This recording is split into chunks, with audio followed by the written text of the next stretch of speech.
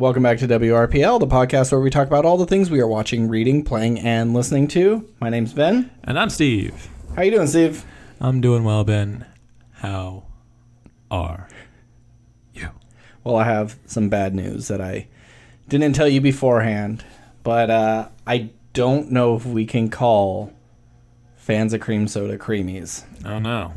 I searched for creamies and just like on Twitter and see what would come up. And there is a brand of NFTs called creamies. And they're pretty ugly looking. They're just like little girls with kind of ice cream hair. Yeah. So, but NFTs are stupid and are going to go away pretty quick. I'm not going to give up hope. I just don't want the association, you know? Sure. But just saying, we have thick heads as a backup, if necessary. But so I'm sorry to drop that news on you. Yeah, you worked very hard on that. Well, shout out to our cream soda fans, though, because you and I are currently drinking cream soda. Great value cream soda. Great value, from yeah. Walmart. This isn't a plug. Nope. But on a scale of 1 to 10 of cream sodas I've had, it's near the top. Yeah. Yeah, I like the taste. It's sweet and creamy and foamy and smooth, just like the can says. Yeah. I think it's a pretty good-looking can. I mean, it's nothing like super fancy, but it's simple. It's simple. It's got a classic look. Yeah. Wish that great value sticker wasn't on there, but otherwise... it really throws off the aesthetic. Yeah, otherwise, I'd be interested to see if the can is what enhances the flavor as opposed to like a bottle. Sure. Because I had a bottle of IBC and it didn't really like blow me away, but it might have just been a bad batch. Could have been. I mean, normally bottled sodas are better than canned soda, like glass bottle. 20 ounce, 2 liters, that's kind of trash soda packaging. But glass bottle soda is usually pretty good. So that'd be interesting if it was the opposite. Yeah. So if anyone out there has a cream soda recommendation for us, let us know. Do you have some local brand that we will try it? We could only get on Amazon because your local stores are the Piggly Wiggly or whatever. We don't have those where we're at. But today's topic. Are we going to talk about it? Nope. Oh! Such a good joke.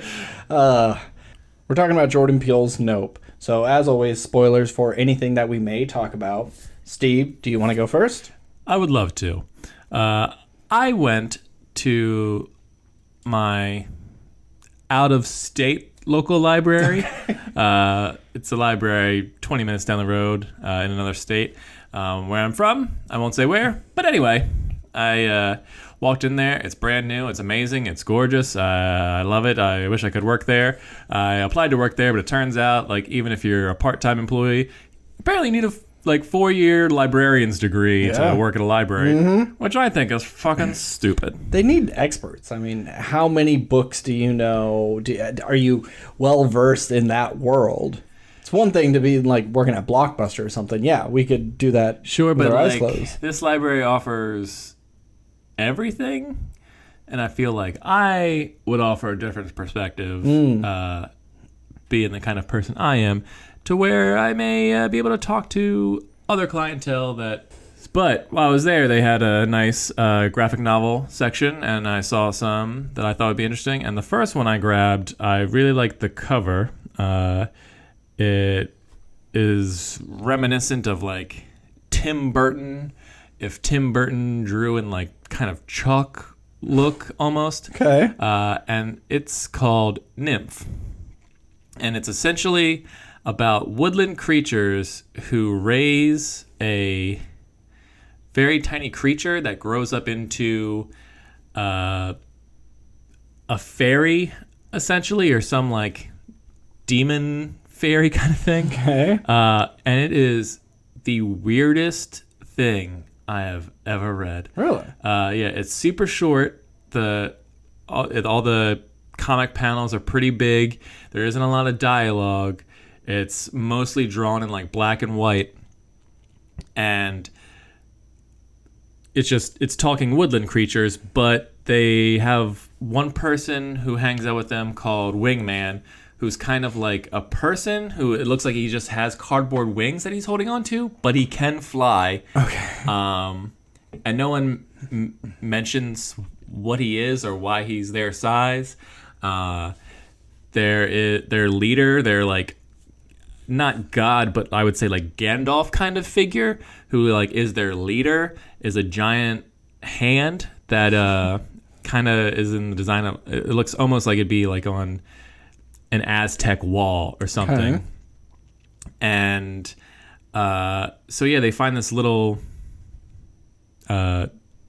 walnut-sized person, I guess, that is just like, oh, this thing's too weak to defend itself. They don't know what it is, and so they like take turns protecting it until it grows older, and then starts taking human kind of form, and it keeps getting bigger and bigger and bigger, and then it grows wings and it has horns, and it's just kind of going from random scene to random scene with no real through plot line, where like this child that they like raise meets different creatures, like it meets a harpy, it meets other birds,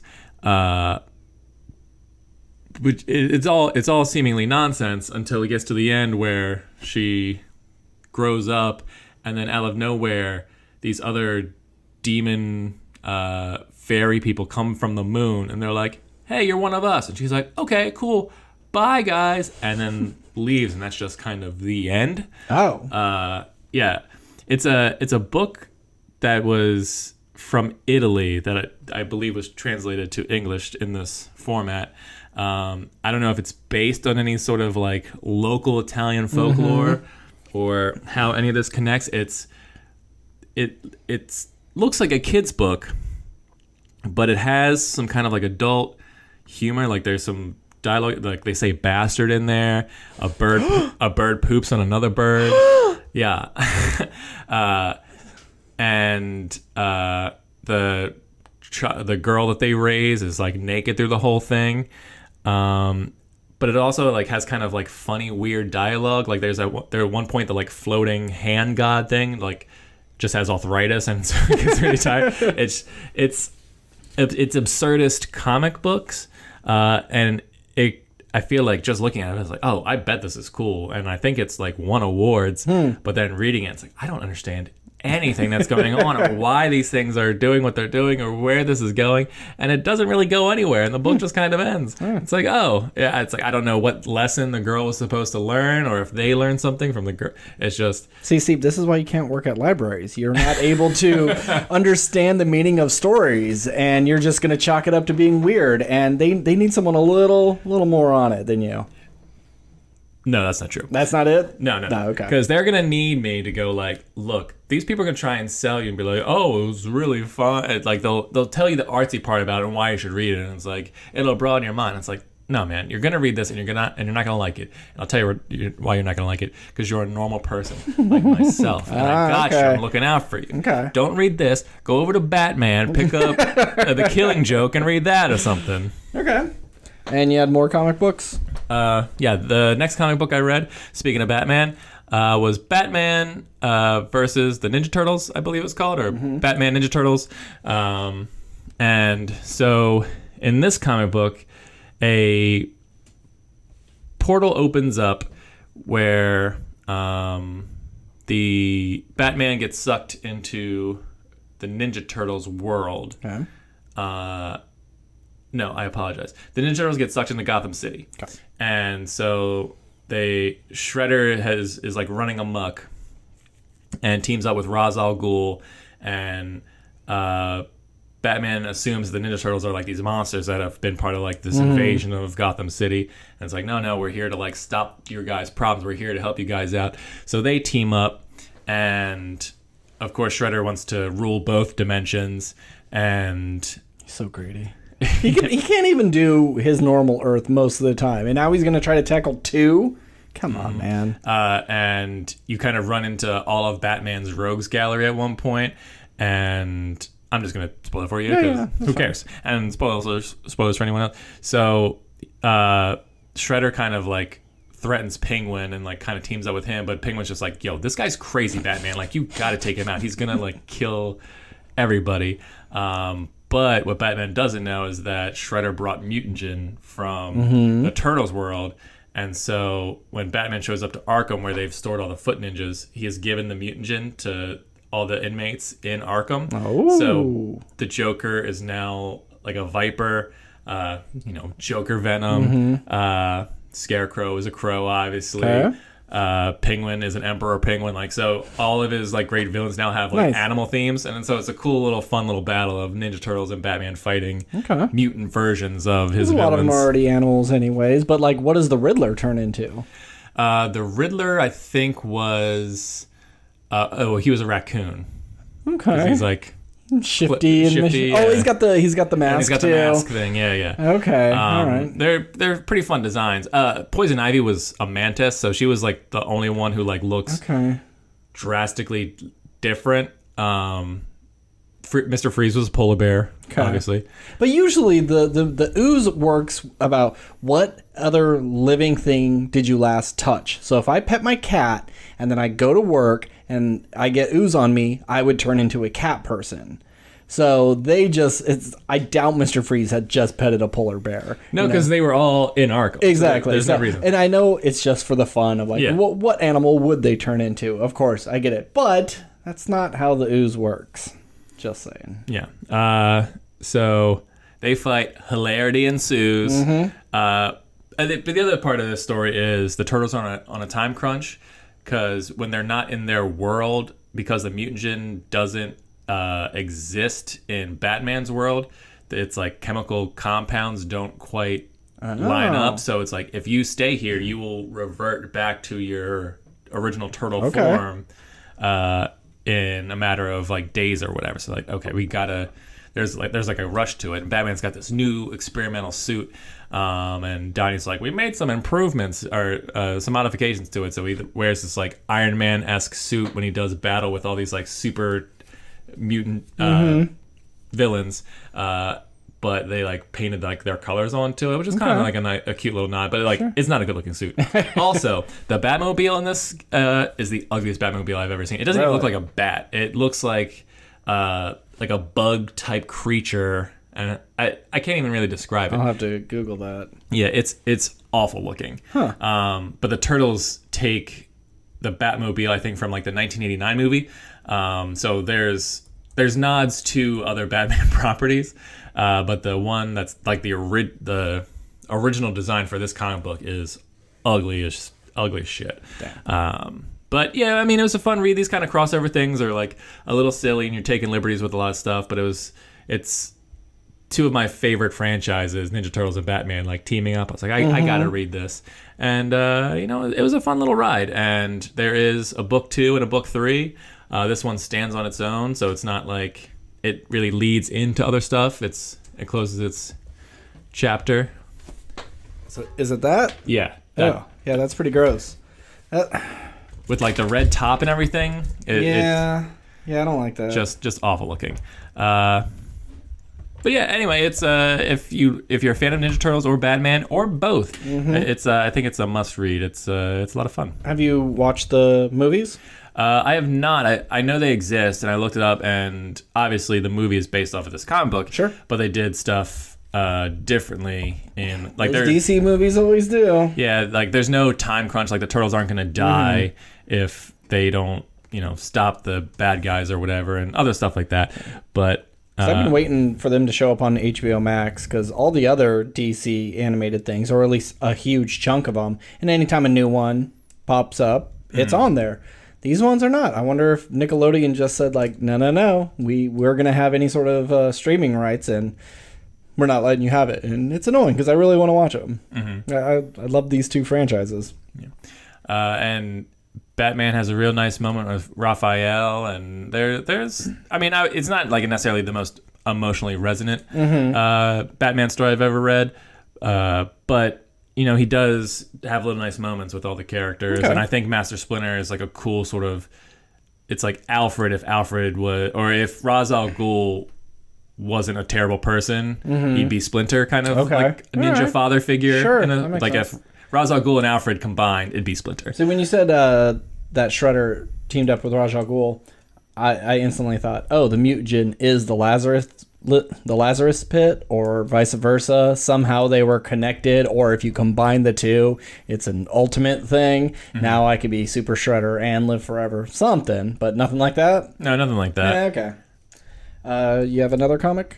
No, that was the 2 comics. That was just the 2 comics? Yeah, I started book 2 of the Batman Ninja Turtles, and I can talk about that next week. Okay. But I'm not done currently. So. Well, speaking of Ninja Turtles, we played Teenage Mutant Ninja Turtles Shredder's Revenge on the Switch. We had our buddy, good friend of the show, Nick, and we played through it in about 2.5 hours. If you like the Turtles arcade or any of the side-scrolling turtle games, Turtles in Time, it's pretty spot on, and it's really the control scheme is much bigger. Before it was just attack, jump, attack, and then special. Now you have like dashes and slides and different combos and different special moves. So it really adds a bit more to it. It was pretty fun. I love the artwork. I love who we fought. But I don't know if I'd ever go back through it again just to unlock more stuff for each turtle, because you would have to do, because we only played with the 3 of us. Leo didn't get any special things. April, Splinter, nothing. Didn't even unlock Casey Jones, as far as I know. Well, I looked it up. As if you beat the game, you get Casey Jones. I don't know if I think we did unlock it. It's just I don't know if we were paying attention. We were paying attention, okay. Yeah. But it was fun. But I wouldn't be paying full price for this. Yeah, I mean, I think right now it's only digital unless you got like the special edition with the VHS case. Yeah. I'll wait till I can get a physical copy, because I mean, I think it is fun, and it's one of those games where I could see myself if I go on a road trip. I was like, I'll just play through Ninja Turtles because it's like a short. It's so easy, yeah. Yeah. I think everything about it I love, but the short runtime just almost makes it like, oh, this isn't really a game. This is just an activity to do. And there's not a lot of variety. It's just either go from left to right, or ride in an elevator, or be on a skateboard or a hoverboard, and there's nothing really to do. Most of these games don't have you anything to do besides defeat all the bad guys and continue to the right. But it would have been nice if there was more to it than just that and collect a thing, and then when you get it, you get some points. Whoopee! I mean, I would be interested to see, and I'm not saying I want this, but I'd be interested to see like if they could make a really cool Arkham style game, but with the Ninja Turtles. Yeah. That being said, we're not, going to pitch that right now. Or are we? Here we go. But I like the music. I like the visual style. I liked the jokes. I like the combat. Like everything about this game is great. But like I said, just for 2.5 hours, and then the storyline doesn't change. Yeah. You've beaten the game. You've done it all essentially, unless you want to go back and like get all the little collectibles or play with a couple different characters, because you can actually, if I could be wrong, but I think you can play with all 8 playable characters at the same time if you have 8 friends. Yeah, it was already chaotic enough. Yeah, so it'd just be madness on the screen. And I guess it really doesn't matter. It's like who if you're dying, you could revive each other, or you have enough lives that replenish after every level. So even if you just don't know what's going on, just keep hitting that attack button. You'll be all right. I feel like if a game is shorter than movies now, it's almost not a game. So that's the problem. If this game was like $5, it'd be amazing. Yeah. But the fact that it's, I think, 30. It's But you gotta pay creators, and I don't blame it. I fully support them. But you can see my conundrum. Yeah. And the argument is like, well, you might pay like $30 for 2 tickets to go see a movie, and that's it. But it's like you pay $30, now you have this movie game forever. It's like, yeah, I get that argument, but it's about replayability, and it has a little bit, but not a ton. We do have another video game to talk about, but I want to bring up real quick. Like, I watched a movie on Netflix, came out this week, called The Gray Man, starring our favorite, our Boy Scout, our beautiful man, our favorite, one of our favorite actors, Chrissy E, and his counterpart that I think seems like women go nuts for him more than Chris Evans, which I think is weird. I think that's going away. I think we're past prime God's time. He got real lucky doing The Notebook and really kind of winning over their hearts before winning over their loins, I guess. Yeah, because his film career has been kind of hit or miss. Like lots of indies, lots of odd performances. But he is a very handsome man. There's no doubt about that. and we talked about it already. How he's gonna be Ken, and it should have been Chris Evans, and then here we are with a movie with them. Also, Ana de Armas in it, Billy Bob Thornton. Where's he been at? I know, and in the beginning of the movie, it's Doing like Goliath on Amazon Prime or whatever that show was. Sure. They do like a de-aged version of him and Ryan Gosling because he's in prison, and it like flash forwards 15 years, and they give him this really silly haircut. And I mean, the CG looks good, like the de-aging is really great, but he has this goofy haircut, and he has this way of speaking that just, I don't believe Billy Bob Thornton. I've liked him in things, and he seems like a fun guy, but I just, when he's trying to be threatening, I don't buy it. Except like Fargo, he was really scary in Fargo, but in this, I didn't really care.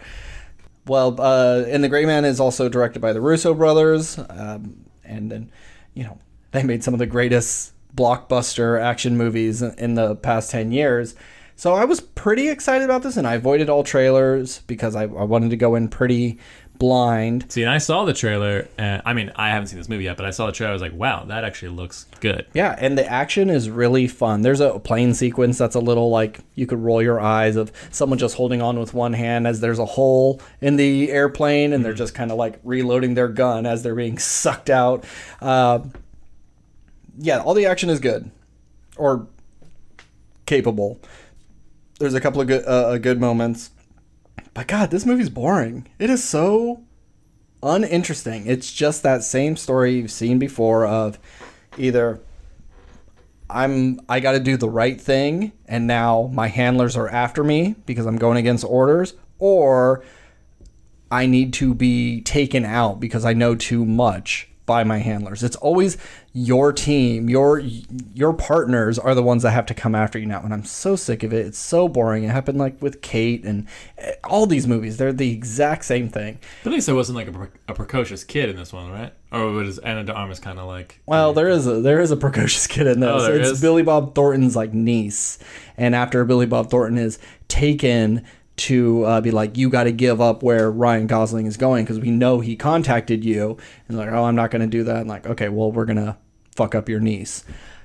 So yes, there is a precocious kid. She's not that bad, but she is definitely precocious. Okay, fair enough.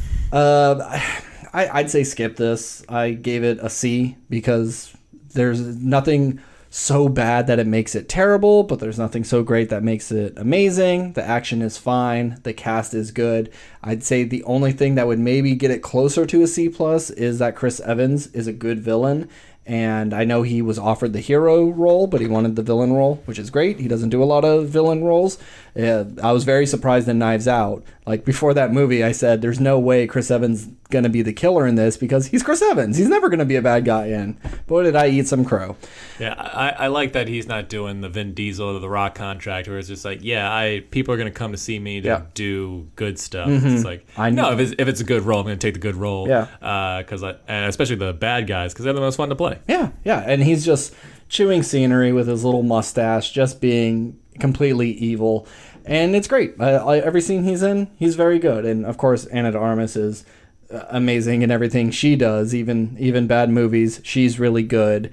And seeing her in Bond and in this, she definitely should be doing more action movies. She's quite capable.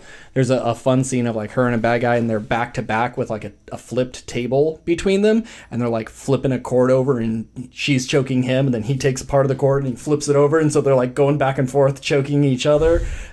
Sounds hot. There's some good moments, but all in all, you've seen this movie before.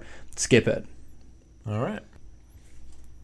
So you've played a video game and beat it. I haven't even gotten a chance to open this one up. Another one of the free games of the month on PlayStation Plus. Yeah, I don't know if I've ever said on the podcast, but for a long time, for years that I've had my PlayStation 4, I never had the PlayStation Plus. I was like, who cares? I don't need it. I don't really believe in paying monthly subscriptions on stuff. Even though it's $5. Yeah, but in my mind, it's just like, it's just money I don't need to spend. I mean, I'll just spend it on other dumb stuff.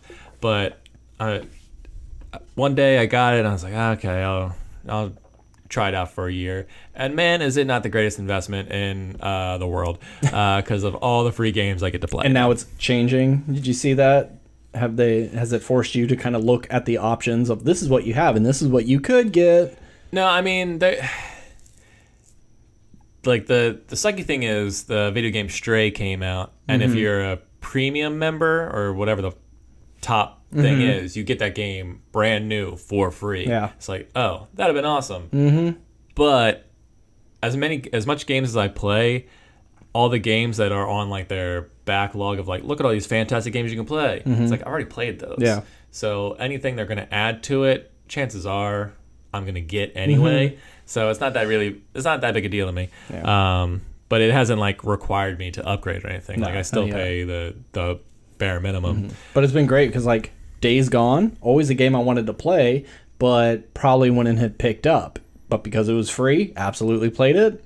Amazing. One of my favorite things from last year. And their stuff is always on sale. Like I see the same games, like they'll be on sale for this month for $20, and then they won't be for that. And then the following month, it's like, look, on sale again. It's like they're just rotating, like every other month essentially. So even if you're just like kind of hesitant this month, you know, in a month or two that'll be back and it'll be as cheap or cheaper. But anyway, I played this month's free game, Crash Bandicoot for It's About Time. Great name. Yeah. And I love this game for the first 80% of it. So for those who don't know, Crash Bandicoot is a bandicoot who likes to spin around and jump on boxes and has a bunch of different enemies that he has to defeat in order to save the time-space continuum, essentially. And he has a magic mask that follows him around and helps him survive the deadly gauntlets that he gets put through. Visually, it's really appealing. Yeah, it's a really pretty game. It's a very pretty game. If you're fans of the original Crash Bandicoot games, as I was, 2 and 3 specifically, I think I missed 1 as a kid, and I really, really liked 2 and 3, so I was like, okay. I wasn't going to buy this game, but the fact that it was free, I was like, I'm going to try it out. And in this one, you get like, there's 4 different masks you get throughout the storyline. Like one, you switches gravity, so you go up and down. There's one that makes you do like a super spinny move. There's one that like slows down time. And there's one that like will make certain platforms like disappear and reappear. And it's just like yeah. I'm sorry. So it's just like fun puzzle solving as you go through these obstacle courses, essentially. And there's certain areas where it's like so frustrating to get through in terms of just like, there'll just be like one spot on the map that's just like, oh man, this took me like 15 tries to get through. So that's the first 80% of the game. Oh, and then they also, this is, I think, the first game that introduces like other characters. You can play as Crash's I think other games had other characters, but maybe you couldn't play them until like Crash Team Racing. Yeah. I don't know. I'm not a Crash head. Dingo Dial, who I think was a villain in the previous game. He's a playable character. There's a character named Tawna, who's a Bandicoot from a different universe. She's really cool. And you even get to play as Neo Cortex, like the main villain throughout the series. He kind of like becomes part of the team a little bit towards the end. I won't get too much into the story. Not that it's, super deep. This game is essentially made for kids. But there's some fun jokes in there. But then you get to like the last 2 worlds, and Jesus Christ, some of this stuff is ridiculously hard. And I was just like, it got to the point where like I would play the level, play it just like beat it, and then I would need to take a break for a day before I went back and played another level or 2, because I was just this took me so long to do, and it made me so angry. Like, I don't like games that frustrate me, but because this is a game like made for children, and it's hard, but it is beatable. And what I like about the game is it does help you out. Like, if you die enough, it'll give you the floating mask to help you and like take a hit. And then if you keep dying, it'll give you an upgraded mask so you can take 2 hits. And then if there's a certain area where it's like, okay, it's kind of a long way to get to the checkpoint, it'll pop up a checkpoint halfway, so you don't have to go as far. So there's a lot of cool stuff like that. That's nice. Like if it's like the game recognizes you're really struggling, it will help you out. I'm sorry, sir. I know you think this is for kids, but you're really bad at this kid game. Yeah. So yeah, those last 2 levels were really, really frustrating. But also the weird thing was, like, there's this thing where sometimes you're playing and it's the easy thing that you keep dying on, and then there's like this weird survival instinct where you almost, for the anime nerds out there, like, go Ultra Instinct, if you know that term from Dragon Ball Z. No. It's basically essentially like where you just react, you're not even thinking. Okay. So you're like defending yourself in a fight just by pure, like, my brain gets turned off and I just kind of see the patterns and I'm able to do the super hard thing in like one shot. And I was like, how did I survive that? Because I'm just like jumping and dodging these things, and I'm able to do that. But then in the next area, it's like, all right, just jump to the next platform and dodge this like one creature, and I'll hit it like 15 times. I'm like, what? How am I doing this bad at this thing? It's a real interesting study of the human gaming ability. I would recommend it if you're a fan of it. If you're a fan of challenges and that kind of stuff, it's a lot of fun. Like I said, very pretty game to look at, but prepared to get frustrated towards the end game because it's a toughie. But the bosses are actually the easiest part of the game, which you would think they would try and make those the hardest. I didn't have any real problems with any of the bosses, even the final boss. It was just all the level stuff. Like, there was one section that literally took me 50 tries to get through. And that's just like one part of the whole level. I think by the time I got done the level, I had 73 deaths. Damn. Yeah. And it maxes out at 99. So does it allow you to skip, like, hey, you reached the level, this new level? I don't know what happens then, or if it just keeps saying you're at 99. Because my wife played it, and she's not a gamer, so she was doing the first and second levels and having a hard time. And she was like, yeah, I even got to 99, but I didn't ask her what happens after that. Okay. Yeah. So fun, worth it, especially this month for free. But would I have paid for it? Probably not. Yeah. Cool. So real quick, Primal is back. It's by Gendry Tarkovsky. He did the Samurai Jack and Dexter's Lab. And it's pretty much a show just about a caveman and his dinosaur. They both lost their family, and they go on these crazy adventures. There's no dialogue. There's just grunts and roars and sound effects and music. And they just need each other to get through these crazy situations. And season 2 just started with the first 2 episodes. You can watch them on HBO Max. And I gotta say, that second episode is so sweet and funny and just heartbreaking. Like, there's a dinosaur relationship that goes from, like, you know, their first meet cute, and then they go on their first date, and then they like get drunk together, and then they sleep with each other, and then it's like meeting your ex and trying to stop them from killing each other, and it's all. So these are dinosaurs. These are 2 T-Rexes. Man, no, okay, yeah. It's just 2 T-Rexes going on their first date and falling in love, and it's adorable, and it's tragic, and it's just fantastic. This is such a good show, and it just tells so much with just simple animation. I mean, it's simple but still beautiful. And it's funny you're talking about this sweet romantic episode of the show, that if you watch the trailer or see any of the clips of the show, it's like the most violent cartoon out there right now. And towards the end of it, it starts getting violent again. There's always big violent action moments in every episode. Like, the first episode is just them on a raft trying to chase after this woman, and they fight a giant sea turtle and a giant shark and have to deal with storms and how to feed yourself. It's just like there's a lot that gets packed into every episode. And especially when you're not dealing with the woes of the character in just like simple dialogue. Like, we got to fight to live, got to eat, got to find shelter. It's just all real simple, but so well done. Love Primal. That's all I'll say about that. If I offered you, and I had the money, obviously, $100 million, I'm going to put you in a time machine. You have to go back to the Jurassic era or whatever.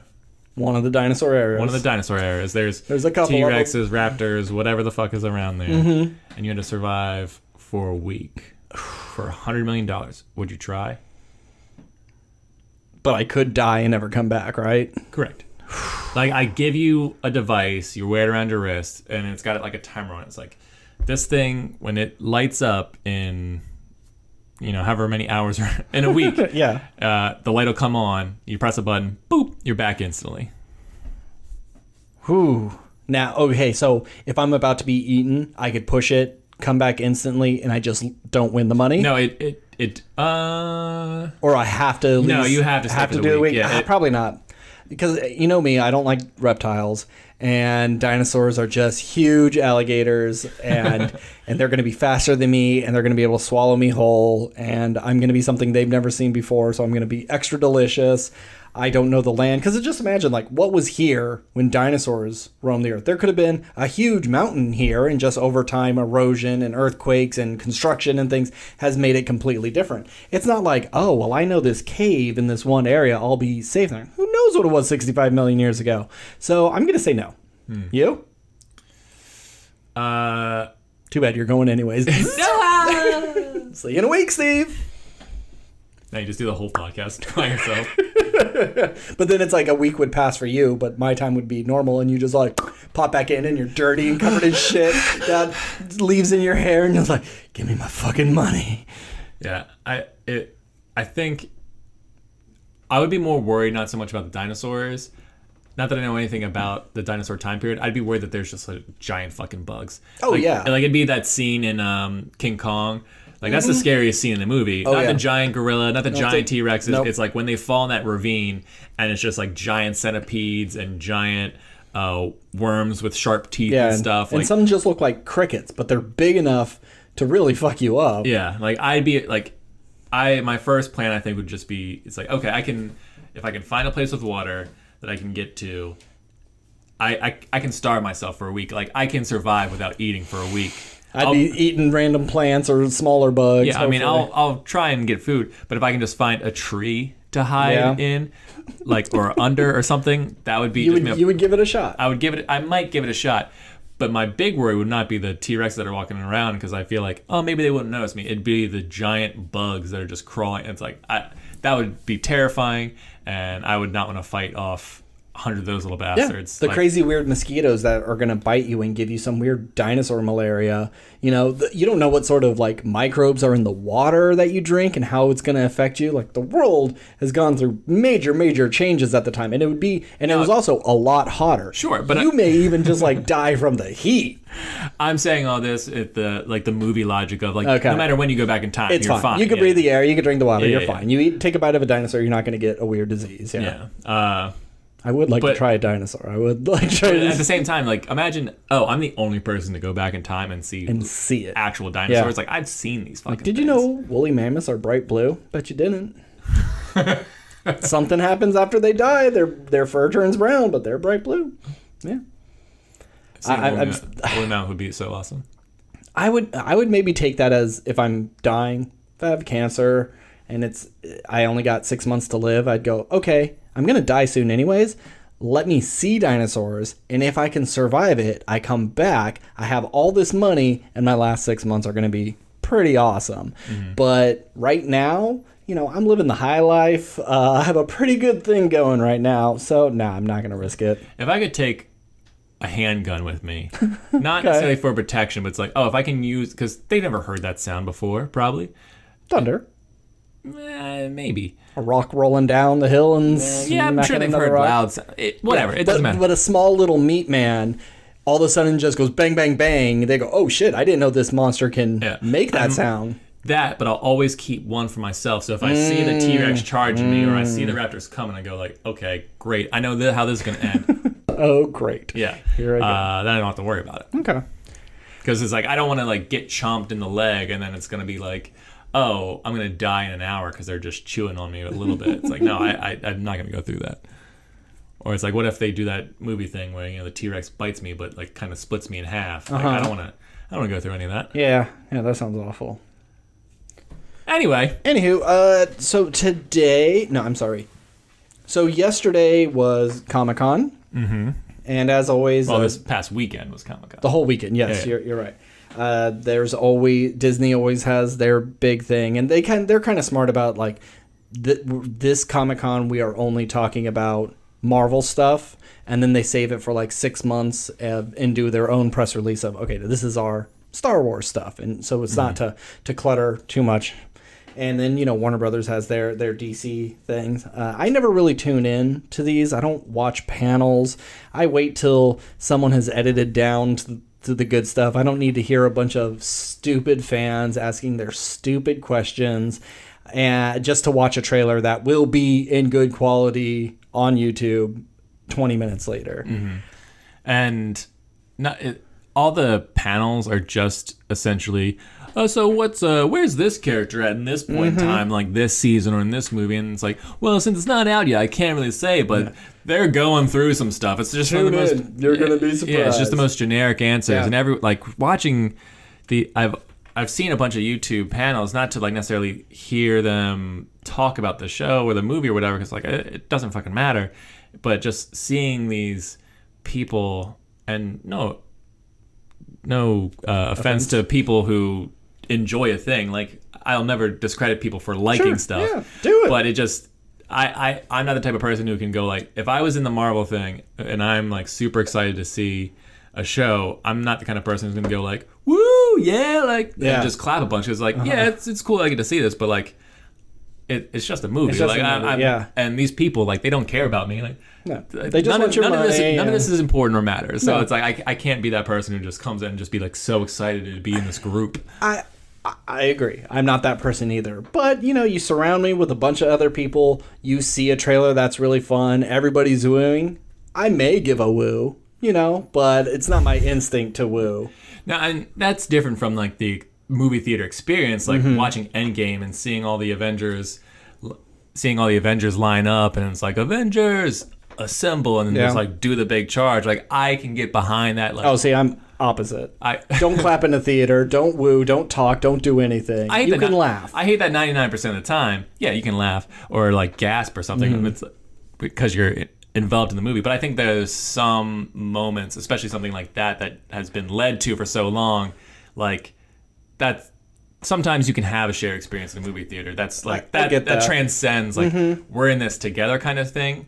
But just like a bunch of strangers in a hall going like, oh wow, a trailer that's online now. Sure. I just think the Comic-Con and the panels and everything, that's more of like going to a sporting event and we're all here for the thing and we're all getting riled up, where with movies, it's more, okay, we know of this thing and we're finally here. Now let's enjoy the thing. So it's like difference from listening to music at home and just enjoying it and going to a concert. It's like, one you can kind of go nuts with, one, shut the fuck up. Yeah, and I mean, I've never been to Comic-Con, but obviously, like, when you buy tickets to Comic-Con, you're walking around, you're shopping, maybe you're participating in the cosplay contests, you're going to get your stuff signed by your favorite actors or writers or whatever, artists. So there's, like, multiple reasons to go. Sure. But if you were just selling me on like, oh, you can come to these panels and sit in the back and watch actors talk about something that they can't really talk about. Yeah. I wouldn't pay for that. Like, the panels are the least interesting part of Comic-Con. It's just like, yeah, I guess I'd sit in on the Marvel panel just to see like the new stuff. But if I miss the panel, I'm not going to cry about it either. And I think if you get a panel of people and it's like, oh, look, we brought the cast of Serenity back, and they're going to talk about all the what if and the behind the scenes and all the drama and everything, I could get behind that because it's done. You're not getting any more of that. And it's more kind of like listening to a podcast or a behind the scenes making of, whereas when it is the new stuff, it's just they could only say so much and they could only show so much. And then like, oh, is Superman going to be in Black Adam? Well, we'll never tell. It's like, well, we can't say no because then that's going to alienate some people who are expecting it and thought Henry Cavill was about to walk out on stage anyways. And then you don't want to or say like they go, oh, who would win in a fight? And it's like, oh, Black Adam will totally take him. And it's just dumb. It's dumb pandering. And I can't get behind it. But there are some things that they did show that I am happy to have seen. I don't think I would have waited for any of these, though. You wouldn't catch me in a line for the Black Panther 2 trailer. I like Black Panther enough. I like the Marvel Cinematic Universe, but I'm not wasting 3 hours lining up just to see a 2.5 minute thing. But do you want to start there? Sure. Okay. So they showed Black Panther 2, Wakanda Forever. This is a movie that I know I've said multiple times. It's not coming out this year. It's getting pushed. We saw barely any sort of concept art, plot. We had rumors that Namor was going to be in it, but there was no casting, and we really had no information about this movie. And it's like, yep, coming out in November.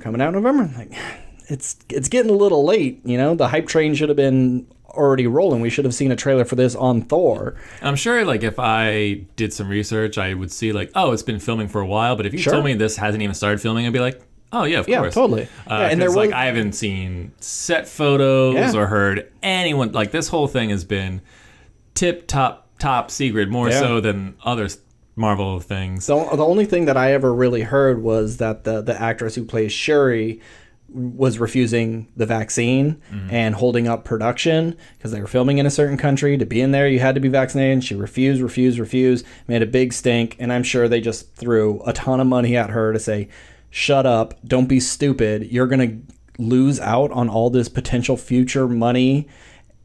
And we don't know if she's the new Black Panther, but there's a great chance that she really is. Like, you're going to throw this all away over this belief that is just completely wrong. And I'm sure she wisened up because she is in this trailer, and she was probably smart and knew, well, they can't cut around me. I've already filmed enough of this that they would have to scrap everything and start fresh. And maybe the whole vaccine thing was a bullshit, and it was just her like, I get $750,000 for this role.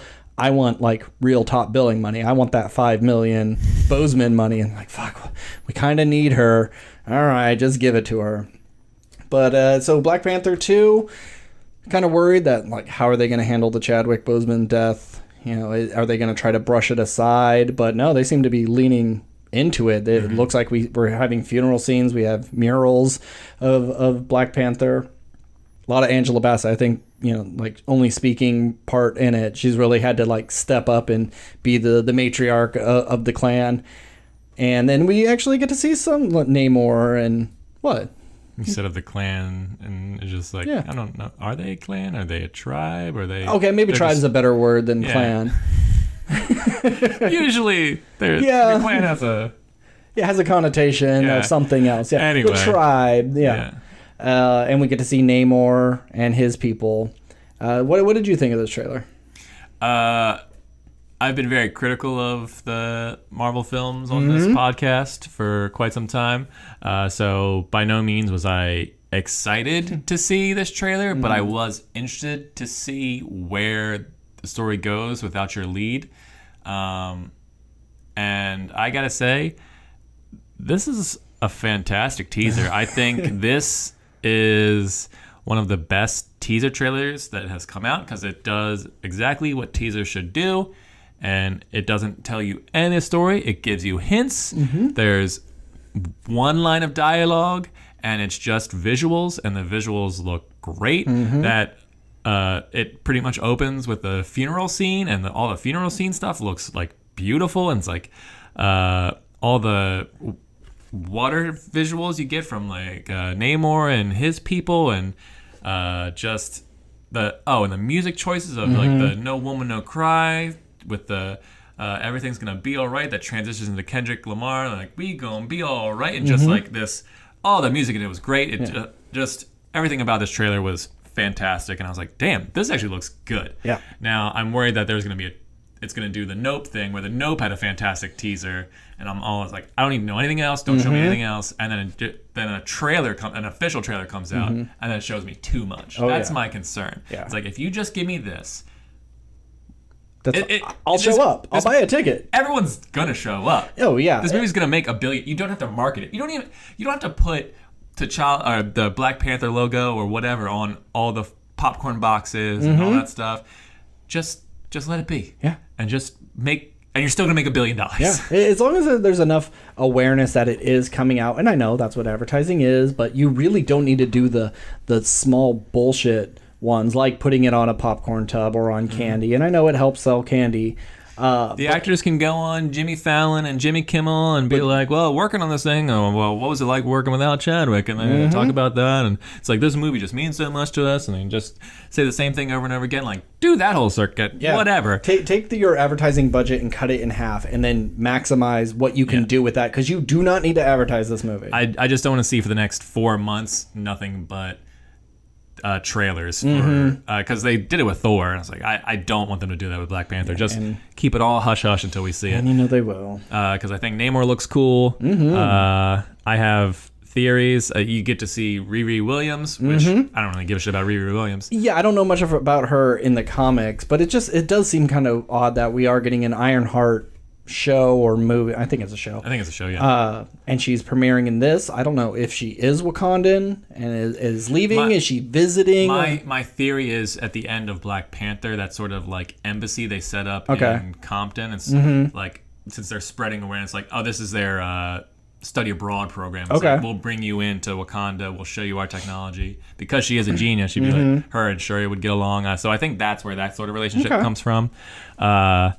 And as to if you had to put money down, who's your pick for Black Panther? Who do you think it's going to be? Shuri. Okay. Yeah. That's not who I want. Who would you want? I can't remember the character's name, but Black Panther's girlfriend. I have also forgotten her name. Lupita Nyong'o's character. Because she had nothing to do in the first movie. Like, nothing. Right. And everybody else, are part of the Dora Milaje or scientists. And they've shown up in all the other movies where she's only showed up in Black Panther. She's not. And then it's like, I think... Which is weird because she's like an Oscar winner and she's been... she'd be second billing, really. You start this movie at the funeral for T'Challa and she has a baby. Her and T'Chaka, not T'Chaka, her and T'Challa's dad. Her and T'Challa have had a kid before he died. And so she's like, this is going to be the new king, but in the meantime, I will take up the mantle. That's my thoughts. I think it'll be, and I know it's not the most exciting. I have two theories.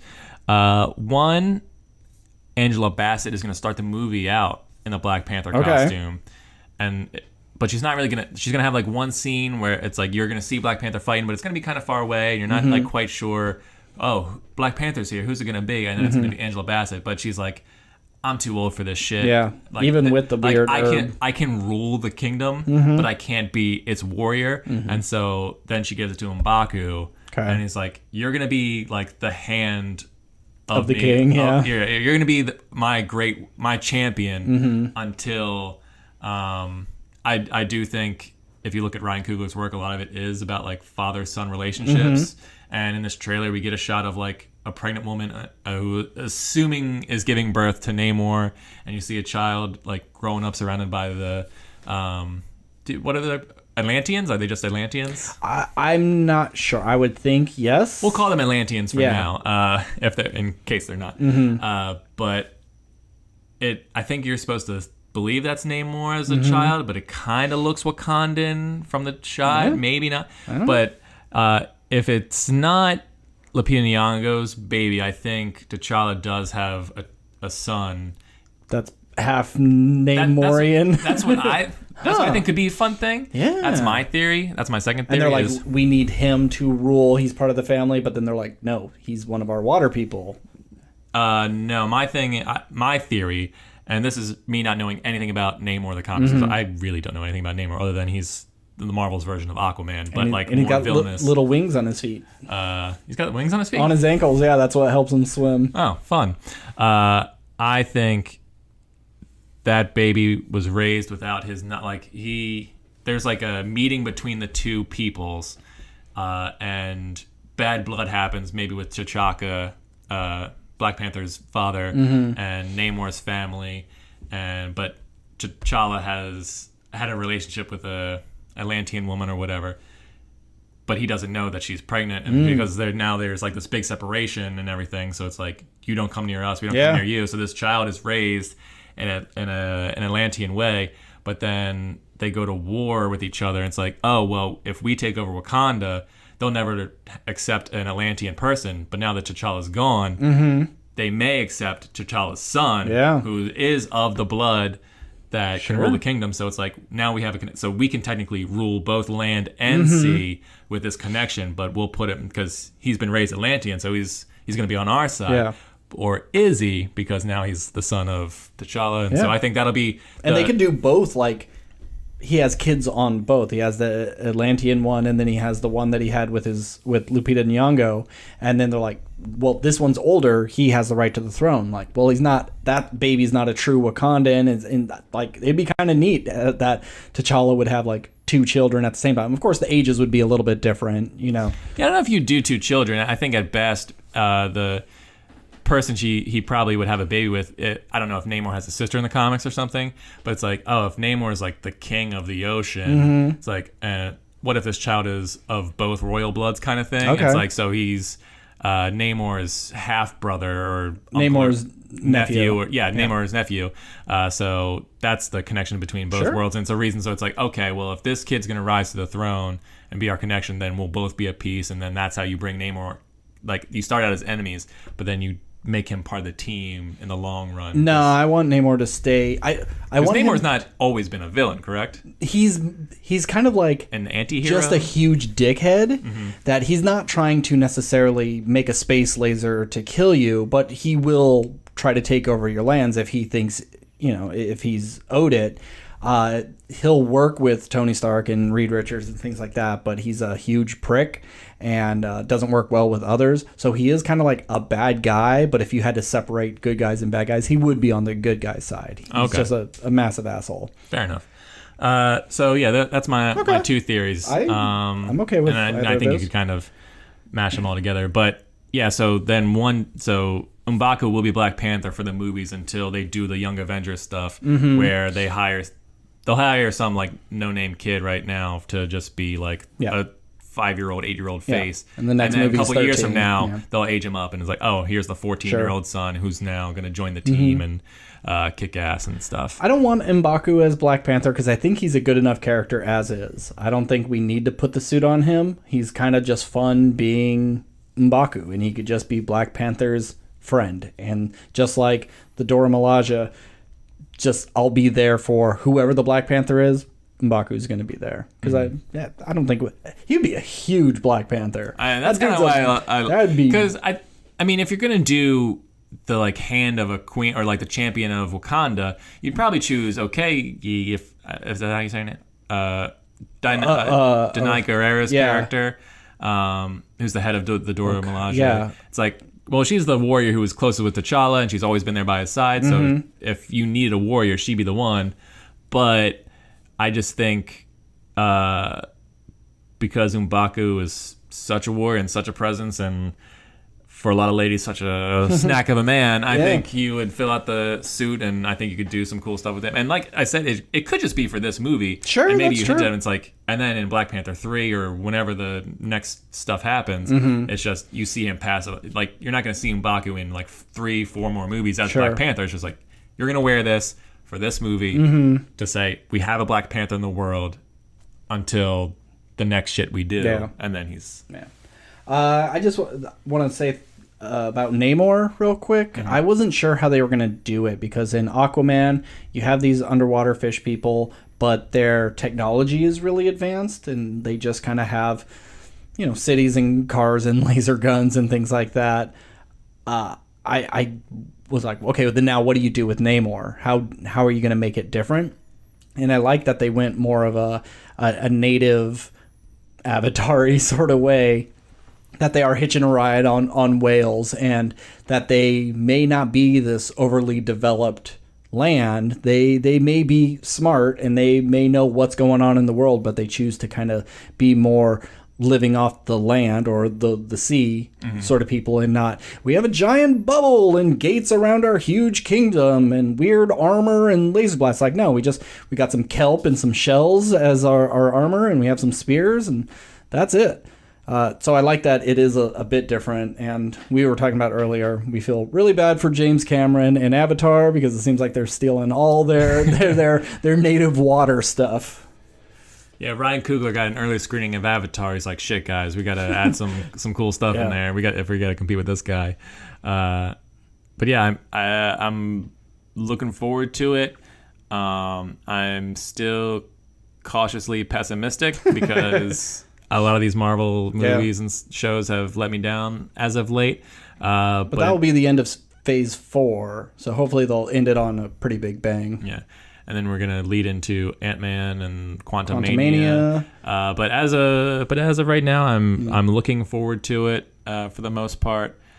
Fantastic teaser, and I got to give credit to Marvel for pulling out something that could be kind of special. Yeah, absolutely. The other Marvel stuff, I don't think we need to really talk about. She-Hulk it actually turned me off. Very cringy. Not a huge fan of what I was seeing. Yeah, I'm not gonna watch it. Yeah, I'll let you know. Because I'll watch it regardless. I'll at least not watch it as it comes out. I'll just binge it in one day or something. Maybe. I mean, if my wife really wants to. You said that about Obi-Wan, and you never. Yeah. Oh yeah. Well, I said I might with Obi-Wan, but I there's precedent for me to watch Marvel stuff because I watched it all versus Star Wars, where I have skipped Star Wars stuff. Yeah. We're going to get like 2 new Avengers movies in the future, a lot of Secret War stuff. They said like the Kang Dynasty. Kang Dynasty, and this is like kind of the multiverse. Phase 4 is the multiverse phase, and I don't know. I'm excited for the future. There seems to be fun stuff coming, but we'll see. Yeah, it's weird seeing him put like the 10 different things in Phase 4, and it's a 3-year span. Yeah. And it's like, and then I went back, just like, well, how big were all these? And they're all pretty much like 3-year spans. Like these phases have, I mean, I guess Phase 4 has been drawn out longer because of COVID and all that kind of stuff. But it's like, these are really tight schedules of just like, we're going to give you all this shit in a 3-year time period. And we already have the next 3, 6, 9, whatever it is, years planned. It's crazy. And no real talk of X-Men either. Like the last thing on that list is like 2024 Fantastic Four, and that's going to either end Phase 5 or start Phase 6. I think it starts Phase 6. Okay, but still, like no X-Men talk except for the X-Men 1993, 97. We've had some like artwork shown from that. But I mean, what can you really expect? I mean, you would only get a release date, which wouldn't be tentative anyway, because they just got it. There's no casting for it. Yeah. I mean, but they love teasing their shit, but if they teased mutants at the end of Miss Marvel and they said we got it's coming. You know it's coming. So them announcing it just confirms what you already know, but you don't need to confirm what you already know. Yeah. Well, speaking of X-Men, if anybody likes casting videos, Nando V Movies, he's been casting all the X-Men, just different generations from original to giant size to the new ones. Highly recommend it. His latest one was like Gambit and Rogue and Nightcrawler. No, not Nightcrawler. Like Gambit, Rogue, Jubilee, Psylocke. Some good ones. Bishop, that's correct. I really like this. So Nando V Movies on YouTube. There was a trailer for Dungeons and Dragons, Den of Thieves. What is it? Honor Among Thieves. Honor Among Thieves. Yeah. I mean, I knew this movie was coming out. I didn't realize a trailer was dropping at Comic-Con. We've had a Dungeons and Dragons movie before, back in 2000. Critically panned. Oh my god! Have you seen it? I saw parts a long, long time ago, and I would love to watch it now. I would do a rewatch with you. Great, because I've never sat down from beginning to end. We sorry to cut you off, but we watched it, and it was so bad. It inspired us to gather some paper and start writing our like top 10 worst movies. Like none of us at that time had ever really committed to a legit worst of all time, and that was the inspiration because it is really bad. I can't wait. But I gotta say, totally different tone than the Black Panther trailer. Sure. But looks like a lot of fun. I've heard the comparison of, it's Guardians of the Galaxy, but in a fantasy world. But that's not a knock on it. That's not a knock on it at all, because Guardians of the Galaxy is a lot of fun. Just a ragtag group of misfits going on an adventure trying to save the world from some dark evil force. It's the classic D&D campaign. You have a bard, a paladin, a barbarian, a wizard, and a druid who all team up from different backgrounds and different races and just slaying monsters. And there's displacer beast and gelatinous cubes that dissolve you. And there's owlbears, black dragons that are spitting acid as opposed to just like another flame dragon. So shout out to Fat Dragon. We never see fat dragons. Long, skinny dragons all the time. Big, buff, gnarly dragons. But fat boys, no. We finally see a mimic on screen. Classic D&D monster. It seems like the people who made this were clearly fans. The guy who wrote it was actually the kid from Freaks and Geeks who played Dungeons and Dragons. Oh, really? Yeah. I think his name is John Daly or no, John Daly is someone else. I think it's John. But he's the one who's brother to Linda Fiorentino. He made Game Night and other stuff. Yeah. That's good. It's good that they actually have people who know what the hell all this is, because you could tell with the other movie, maybe they read some buzzwords or basic outline, but they just went, it's a fantasy thing. Cool. I got it. Or they did, and the producers came in and like, what the fuck is this? Yeah. Change it, make this, this, and it's like, and just throw a dragon in there, and well, whatever. But yeah, as a fan of Dungeons and Dragons, as a fan of fantasy, this is a great time for me that I get a Dungeons and Dragons movie and a Lord of the Rings show, and Wheel of Time Season 2 is coming back, even though Wheel of Time Season 1 had issues, but more. Sure. I enjoyed it more than I didn't. And what's the other fantasy thing that's coming? Game of Thrones. And the new Game of Thrones show, which, when it was announced, it's like, who really cares? You fucked it up. It's like, that latest trailer, it looks real good. It does. Like, it's a great time for fantasy in the world, which is what I've been saying for a long, long time. It's like, when like the Marvel stuff gets played out, what's going to rise is fantasy and sci-fi, because that's the only place you're going to see new shit. Yeah. And there hasn't been a ton of fantasy. There's been lots of sci-fi, but it's all been like the big hits or the small stuff for the most part. So yeah, we're going to see big, sweeping, epic fantasy stuff, and I can't fucking wait for it. And there's so much that hasn't been made that you can pull from. And it doesn't just have to be orcs and goblins and hobbits and elves and dwarves. Like, fantasy can be so much. And there's weirder stuff out there, and this is just kind of like, yeah, this stuff is the intro to fantasy. Even if it can be weird, there's even weirder out there. Yeah, and I love that if you look at all these properties, it's fantasy going in different directions. Like, it's all built around swords and sorcery and monsters.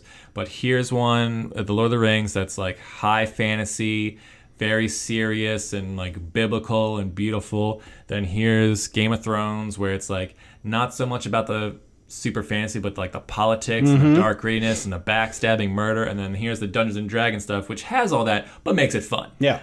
And plays with the genre a little bit. And I look forward to all of them, and it looks great. Not a lot of other stuff that was shown is all that interesting to talk about. Shazam had a trailer. Who cares? Black Adam had a trailer. Who cares? I know, Sorry. I shouldn't need to. If you are excited for that, great. But those trailers did nothing for me. Yeah, the trailers we had already seen for Black Adam were much more interesting than this one. There's another season of the Harley Quinn show coming out. I'm looking forward to that. The animated one, right? The animated one. There's a Batmobile show coming out. Why? Why? It's like they're really scraping the bottom of the barrel, and they don't need to yet. Like, Super Pets is coming out next weekend. Or was that this? No, next weekend. And then now we have a Batmobile show. It's really ridiculous. You have a wealth of interesting things, and this is what you go to? I feel like somewhere in a major Hollywood producer's office, there's this big wheel that just has a bunch of pictures of like Batman characters and everything.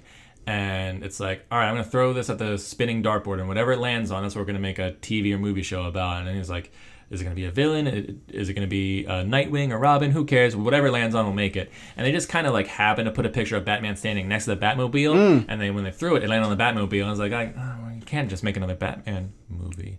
Or can we?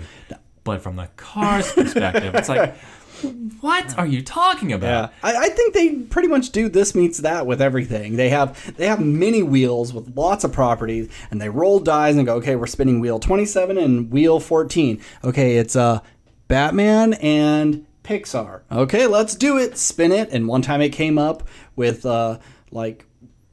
Batman and Secret Life of Pets. Oh, yeah. And then they went, okay, we'll do Super Pets. And then it was Batman and Cars. Okay, cool. We'll do a Batmobile thing. It seems... I can't see, yes, I'm greenlighting this because what an amazing idea.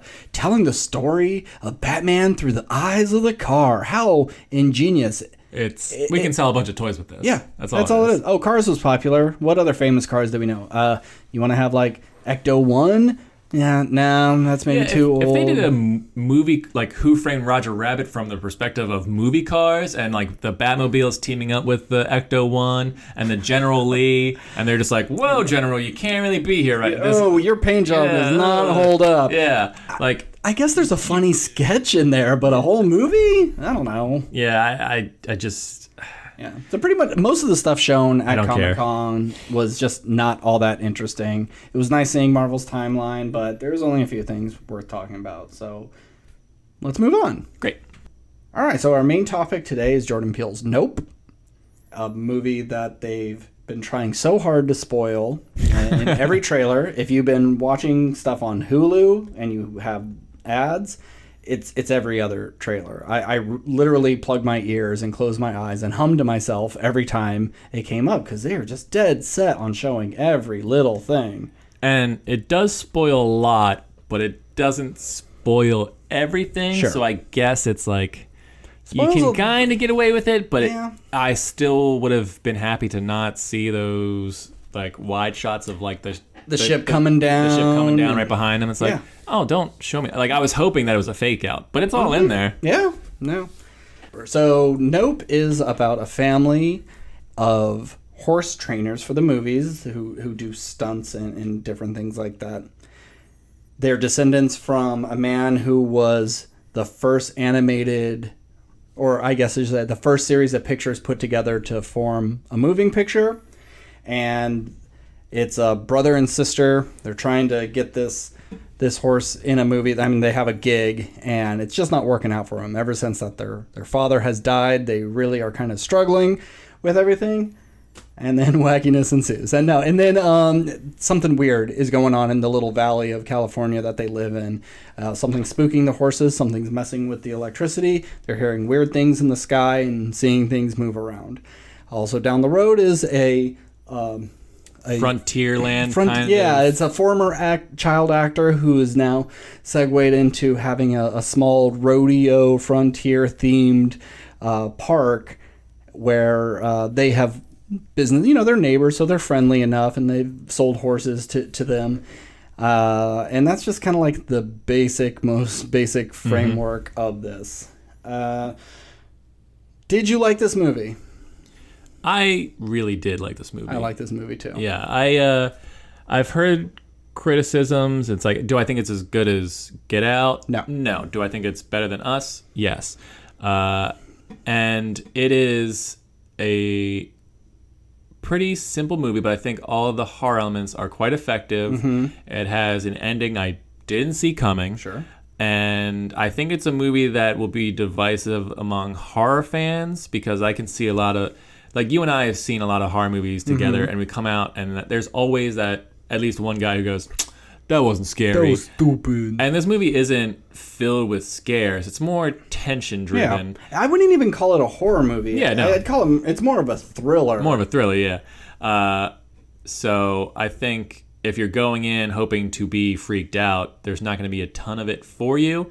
But it has its moments. 100%, it has its moments. Yeah, when you just see a little something behind the clouds move real quick, and you're not even sure if your own eye caught it. There's that's pretty There's creepy. some really effective camera work of wide shots of the sky, so you're looking throughout the whole frame. I'm constantly looking at the sky, waiting I'm not for looking something. at the actors because I'm assuming I'm going to see something somewhere else. It's great how Peele kind of draws your eye towards the sky and you don't know where to look, but that's kind of the fun of it.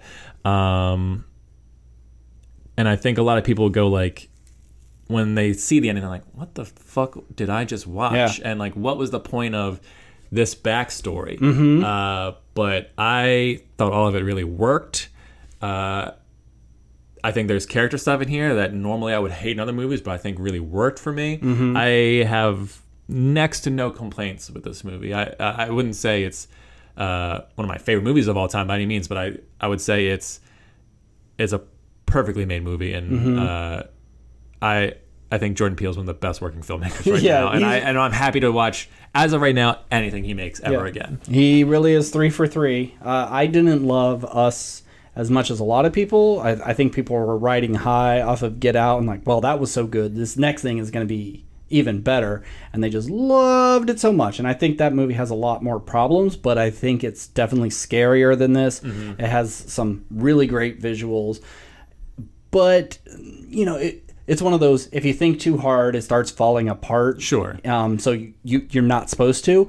But I think with this, if you start thinking too much, a lot of stuff starts having holes, but I don't think you can just ignore it. I think there are issues with this movie and motivations and histories, and like let's start with the monkey.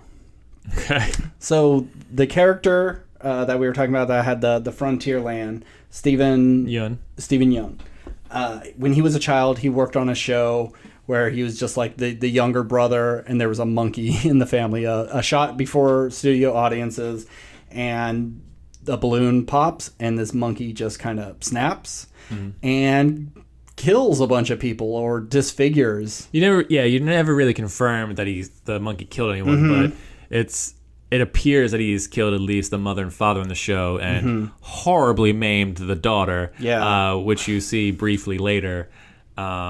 Which, shout out to the trailer for like showing like weird visuals. And you're just like, what the fuck is that about? And then it's like it has nothing to do with... I'm going to put a pause on Monkey real quick, because not only do you see the deformed face of his co-star in the trailer and you go, what's that? There's a part where you're in the barn and you see this small thing is kind of like right over the edge and you could only see the top of its head and like, oh my God, is that an alien? What the fuck is that? And then in the movie, the monkey puts his hand out to do like a fist bump, and that's in the trailer too, and I thought it was an alien hand or something. Like, wow, there's these really kind of scary alien moments, and none of it has anything to do with aliens. It's so misdirect, and I love that. Yeah. Back to monkeys.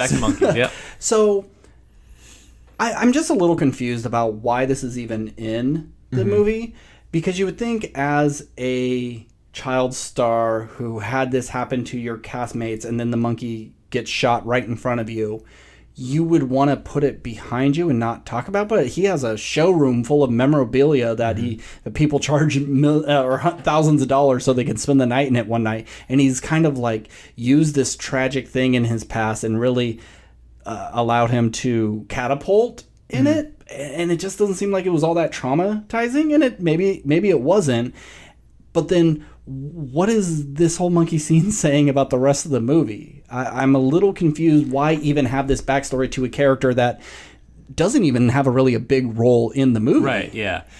So this is the part I was talking about where I can imagine people going like, what the fuck is this even about? Yeah. And it's all the monkey stuff. Now I will say the monkey scene itself, horrifying. Great. I love that scene. It's so good. Like just that monkey covered in blood, and you can just hear it like eating the face of the mom. You don't see it. No, it's the daughter. The body that's hidden behind the couch. Okay. That's the daughter. Okay, fair enough.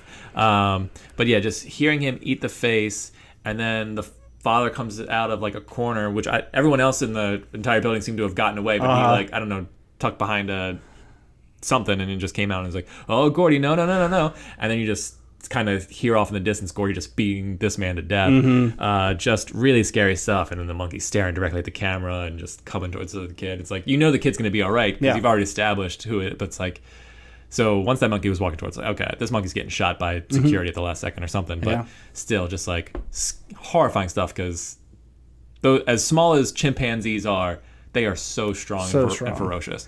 But I'd like to say, in a life or death situation, and I'm on a TV set where there are things like chairs that I could pick up and help defend myself, I think I could take this monkey on. I think I can fight a chimpanzee and win. I think it's for certainly possible because you probably do have a good 100 pounds on them. I don't know how much chimpanzees typically weigh. I'm sure they weigh a lot, but it's all muscle. Sizes. But this, in the context of the movie, this wasn't a huge chimp. He was relatively small. But I think if I'm under a table and I can flip it and try to push it on it, and I could pick up a chair and try to bash it, if I'm really fighting for my life, I think I could have taken him.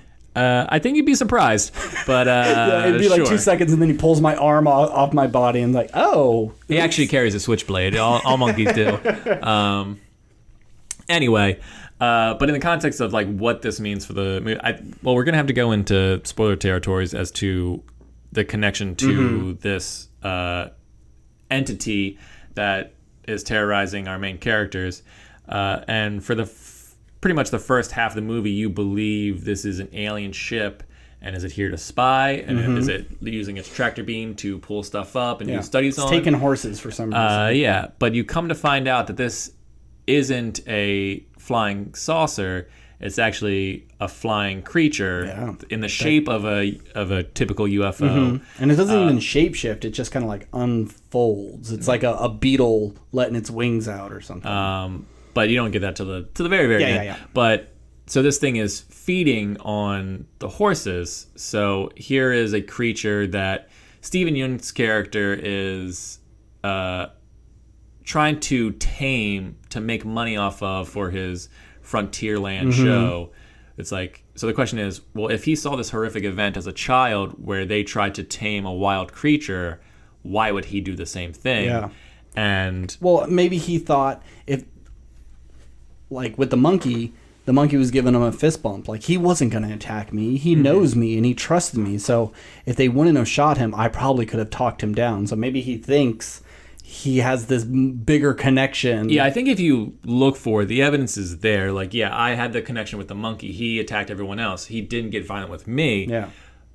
But there is that kind of veil in between them of the curtains. Like, a big part of this movie is, I don't look the alien creature in the eye. And the kid's not necessarily looking at the creature. It's like, had he stared the monkey directly in the face, the monkey would be like, oh, he's trying to threaten me. Yeah. But because he's not getting direct eye contact, the monkey's just kind of like, let me dap you up, bro. But, and yes, it's like, of course this event would have been traumatizing to anyone, especially a child. But then he spends the next, whatever it is, 30 years growing up and getting over it, and now he's made this business where it's like, okay, I can make a profit off of this. And the whole movie talks about like the idea of what humans would do to capture footage, to capture an image, to get famous, to get money. Exploiting an animal for profit. Like what we're willing to do what risk we're willing to take on ourselves to get ahead. Yeah, whether it's the monkey or the horses. You know. So yeah, I imagine part of it is Steven Yeun's character going like, oh, well, the monkey wasn't going to attack me because I had a good relationship with the monkey, so I'll have a good relationship with this alien creature.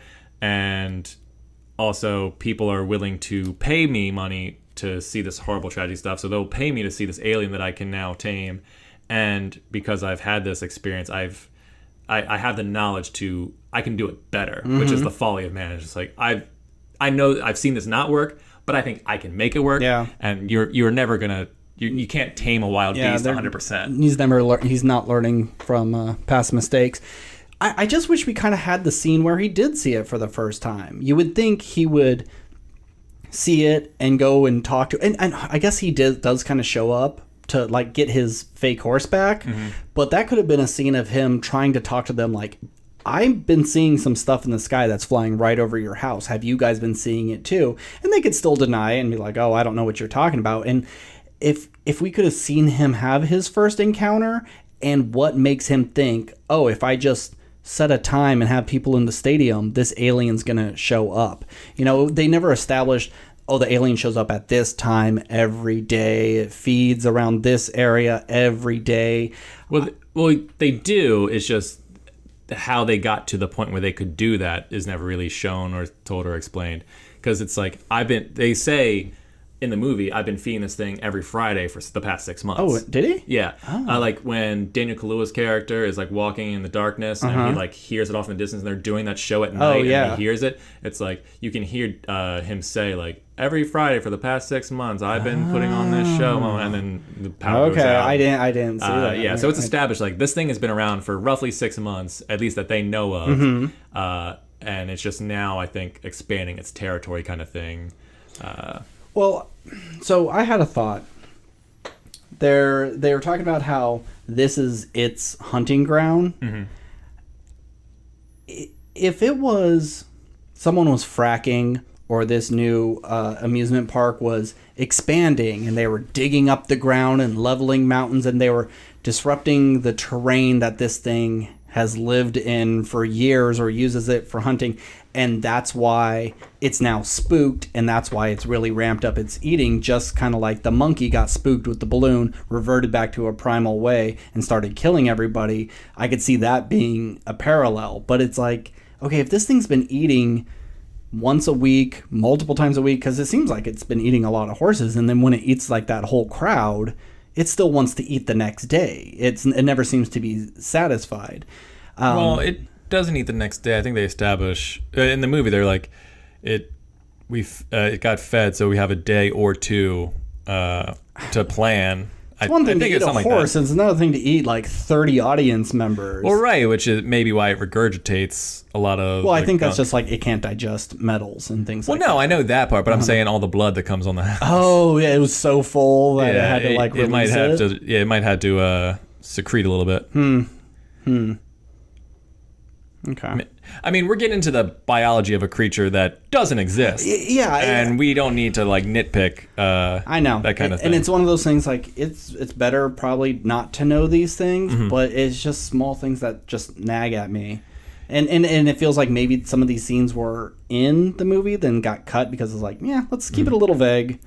I mean, I've said it before, there's a lot of times in movies where you don't need to tell me stuff, but there's times like I'd really like to know that. Yeah. But honestly, for me, this movie, there's nothing I really cared enough about to where I go like, I want to know more. It's like, obviously, if Jordan Peele had an entire like if he came out with like the Nope biography or whatever, and just like behind the scenes and like my ideas of where this creature came from or what it is. Yeah, like I'd be interested to read that. Is it a but I'm not gonna, alien? I'm not going to seek it out. Or is it something from Earth? Yeah, because I mean, this thing could have been from the ocean. There's so many different. There's an idea on my phone that someone posted on Reddit that I'm gonna read on here. Oh, okay. Because it's an interesting theory, and I had a similar thought, but this one comes from a more educated place than my own brain. But anyway, one last thing for the monkey. Okay. What's with that shoe? Why was that shoe standing on its end? Is it just Jordan Peele being weird? It was kind of, it does draw your attention. I think it was just supposed to be, it wasn't supposed to mean anything. It was just one of those like weird, I think it was supposed to be one of those weird things that like when you're in a traumatic situation, your mind's going all over the place. And so you're like looking for something to grasp onto. Yeah. And so that's just something that would stick out. It's like you just watch this horrific event, but you'll remember the shoe that somehow was able to stand up on its own. Because it's not like it's some impossible thing. It's just like one of the odds of that happening. So it just became this image that he like never lost sight of. That's my theory. Okay. And if you were the daughter and you had your face ripped off by a monkey, would you be going out in public advertising yourself in your wheelchair and your veil and your shirt with your own face on it from when you were a child? That just seems kind of cruel. Yeah, that's one part of the movie I wish there was, and maybe there is and I missed it, because Peele's really good about like giving you just enough information to go like, okay, well, we kind of teased this earlier, or we explained why, but without really telling you, as to like, does this woman live with Steven Yeun and like work here? Because there's no reason for her to really be there unless it was just he called her, be like, hey, come to the show. You're going to want to see this. Like, look at what I've done or something. But my theory is that she lives with him, and it's like he takes care of her. He feels, survivor's guilt, and it's like, I could have gone on to act more or whatever, and you were this cute little girl who like was on the come up, and now there's no way you're going to get any roles, so I'll take care of you kind of thing. And but I mean, she gets eaten immediately. Yeah, it's so sad. It's like she had this horrific experience as a child. She's disfigured for most of her life, and then just gets eaten by a giant alien UFO something or other. Yeah. All this, like, I'm okay with the monkey stuff. If there was a little bit more Steven Yeun stuff and a little bit more about his character, because honestly, like, you could have done an entire separate movie about Steven Yeun's character and just made the movie about him and the idea of, can I tame a beast after this thing? Like, there's a whole other film there, and like his journey with Mary Jo, I think was the name of the girl who got mauled. And what her role would be, like, she would be the survivor at the end, because she'd go like, no, we've been down this road before. I'm not letting this happen again. And she would leave so she doesn't get eaten because you're like, no, this is a bad idea. Like, look at my face. This is evidence enough. And he's just like, no, I think I got it. But it feels so bad because you find out she is alive. She is that horrific looking thing in the trailer. And then immediately, and then in that one shot, and then just dead. Yeah, and you never see her again. Yeah, it's almost like it's in there just so they could have a joke of there's a wheelchair on the roof when it spits it all out. It seems unnecessarily cruel, but that's life. Yeah, it really is. And I mean, speaking of cruel, the movie shows like footage of snakes and tigers eating each other. Yeah. Like, there's some gruesome images in here as like evidence of nature is a violent, scary place, and things do devour each other for the sake of just devouring each other or for survival. There's no good guys or bad guys. It's just eat or be eaten kind of thing, you know. So anyway, what do you think of the performances of Daniel Kaluuya and Keke Palmer and the rest of the cast? I thought they were really good. Daniel Kaluuya is really good at doing just like really quiet performances, and you can see the stress and the struggle. You know, he's been doing this forever, and he probably is only doing it because his dad has kind of raised him to be a part of it. And now that his dad is gone and things are hard, is it even worth doing any of this? And it's like, well, it's all I know. He's really good at conveying a lot of emotion with just kind of quiet sternness. And Keke Palmer could have been really annoying. This character could have been just on that what's her name? She was just on Solar Opposites. She was doing the voice of the computer. I can't remember. Tiffany Haddish.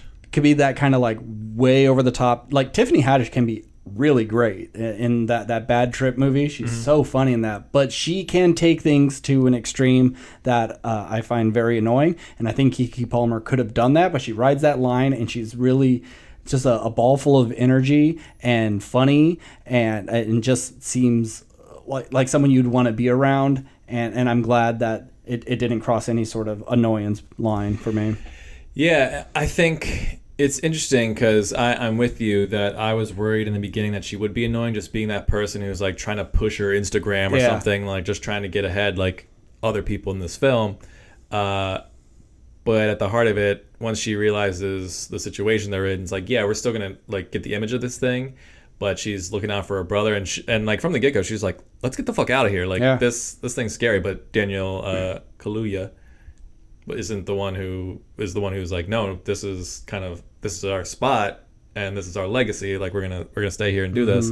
But yeah, I was worried that she'd be grating, but that kind of went away almost immediately, and I like their almost odd couple relationship of like, I'm the energy one, you're the more stoic one. And I usually kind of dislike stoic performances just because it's like, we've talked about, I think, Ryan Gosling on here, and like Ryan Gosling has put in some amazing performances, but at the same time, sometimes it's like, it's so boring to watch a guy like not really emote.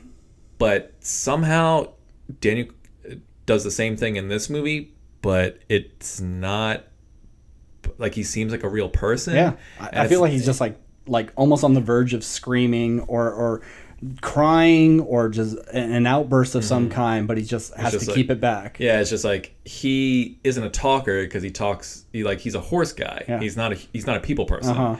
And I don't know, what a movie star that guy is. I think he's so great. Like, I seeing him in Judas and the Black Messiah and putting on these like long monologues, and he's just this larger than life person, and here's a guy who's like the total opposite, and it's just like, oh, this guy could be so boring to see on screen, but he's not. He's just magnetic, and it's so weird why it works for him and not other actors who are doing something so similar. But just like him at the end on the horse and all that stuff, I was like, man, this guy should be in all the superhero movies too. He's so fucking good. I wonder if he'll be in Black Panther 2. Do we see him? I saw an article that's confirmed he's not, I think, due to scheduling conflicts. Okay. And they'll just go, yeah, he's still in prison for trying to do the uprising. Sure, that's fine. I think he'll be back, but just not in 2. Imagine this role being played by like a Channing Tatum. Like, how boring would a quiet, reserved Channing Tatum be? He wouldn't bring anything to this role. So, yeah, he does a great job. And we've seen so many... when you think of the stereotypical sort of, I work on a ranch, cowboy kind of thing, you always think white guys. Yeah. And so to see a black family have this ranch and take on these creatures, and spoiler alert, all of them survive too. Yeah. And well, not the dad. Well, yeah. Well, once the movie really gets going, but the dad isn't killed by the creature per se in the typical way. It's more of an accident by the creature. Oh, so the creature can't ingest metal, and it just kind of shits it out, but it doesn't let it fall naturally. It like rockets it to the ground. Yeah, it's like when you're eating seeds and you're spitting out the shells. Exactly. So like you could just dribble them out your mouth and they just whatever, but everyone, you're just going to shoot them as hard as you can into the there's distance. like, keys and things like that are just being embedded in the horse and in the ground, and they're looking up, and dad gets a quarter to the eyeball. Just a slit right down, lodged in his brain. It took me a second to really understand what the hell I was looking at, because you just see the like slit on his eye and like, what is that? But then they show the X-ray and the coin, is there, and you go, oh my god, that's fantastic. Yeah, it basically took a bullet to the head.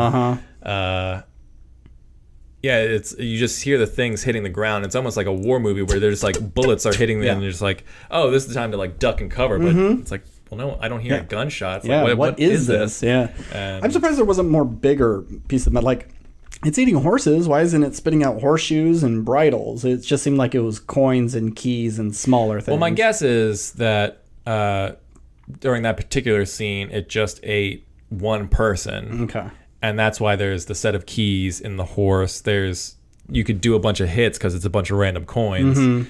So it probably just ate one person that had change and its keys in his pocket, and that's just what got... But we never see, like, he eats a couple of horses after that, and we don't see any horseshoes getting spit out, but whatever. It's not important. Yeah, it's not important at all. But the other actors, we have a character who works in an electronics store who just kind of, like, gloms onto their thing because they need security cameras, which...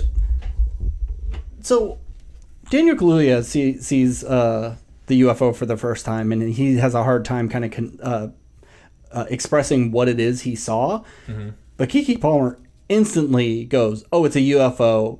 We need to film it, and we're going to make a lot of money off of it. Like, she doesn't even see it herself. It's just more of a what's going on sort of thing, and she's all gung-ho. I kind of wish she would have had a little experience before getting the cameras. Yeah, because, I mean... I think the way he was describing it, it's like, well, it's a big thing in the sky, and it's an unidentified flying object. That's what I mean. When you say UFO, you instantly think aliens, but it's like, well, what else would it be? If it's a big thing, it's like, is it a dragon? Or like, what are you talking about? So I think just hearing that, it's like she didn't need the experience. It's like, all right, well, this could be. She heard that. It's like this will be the money, the ticket for the money ticket, and so. Getting the cameras because that's her brother. She believes him. He's probably a person who's never lied in his life. Probably. And she's like, all right, well, we're gonna capture. And it's like once that first time they're trying to film it, and she like sees it for herself, like in person, she's like, oh fuck, this is real. And I think that's and that might be more interesting than just going like, well, I don't believe you, brother, because we've seen that thing where it's like, well, why would this guy lie? Or it's it's true. But she really goes hard instantly to wanting to capitalize on this moment without ever really having an experience herself. I don't know. It just like I said, it just felt like there was probably a scene that you cut. You might be right. And make it more mysterious. But so I don't even remember the character's name. The young guy works at Fry's Electronics, helps set up their cameras, but they're a little vague on why they're doing it, but he figures it out because they are looking at security footage. Like when fast forward, you're seeing hours of clouds zip by, but there's this one cloud hanging over the mountain the whole time. That like really freaked me out. It's such an unnatural thing, even though I know it's just a special effects, but that would freak me out if I saw that. And it's so simple. It's like there should be nothing terrifying about just white clouds moving. Fluffy cloud, yeah. A fluffy white cloud. But then it's like when you see it not move, you're like, oh, this isn't right. Yeah. And I imagine this will be one of those things of people in the theater going like, well, that's stupid. Why did you, like a non-moving cloud? Like how is the creature doing that? It's like, have you seen a fucking octopus? Yeah. Like they can camouflage anything. Oh my God, so scary. There's no reason this thing that you don't know what it is doesn't have multiple abilities. Yeah, I mean, it just may be like, it could be an illusion sort of vision thing that makes us think we see it. It could be expelling the mist in the water that creates the cloud, but the fact that it doesn't even like change shape at all. It just kind of looks like a legit cloud, but stays perfectly still. It's very alien and very scary. So fast forward, they having trouble getting the image. Because every time the quote unquote UFO shows up, like the electronics go out. So even though they have all this fancy camera equipment with backup batteries and everything like that, they're still not able to capture it sometimes. And they have to go to the Frontierland Jupiter's Claim because I think they want to ask Stephen Yeun character some question. But when Daniel Kaluuya arrives, right before he arrives, they did a show where they were going to feed, they call the creature Jean Jacket, the horse, but the horse doesn't leave. And so since the horse doesn't like exit, the thing is hungry and is expecting a meal, so he just eats the entire crowd in this just dips on them and sucks them all up. What another horrifying scene in this movie where it's just like, it's not bloody, it's not violent, it's not, all it is just the screams of people who know they're going to die.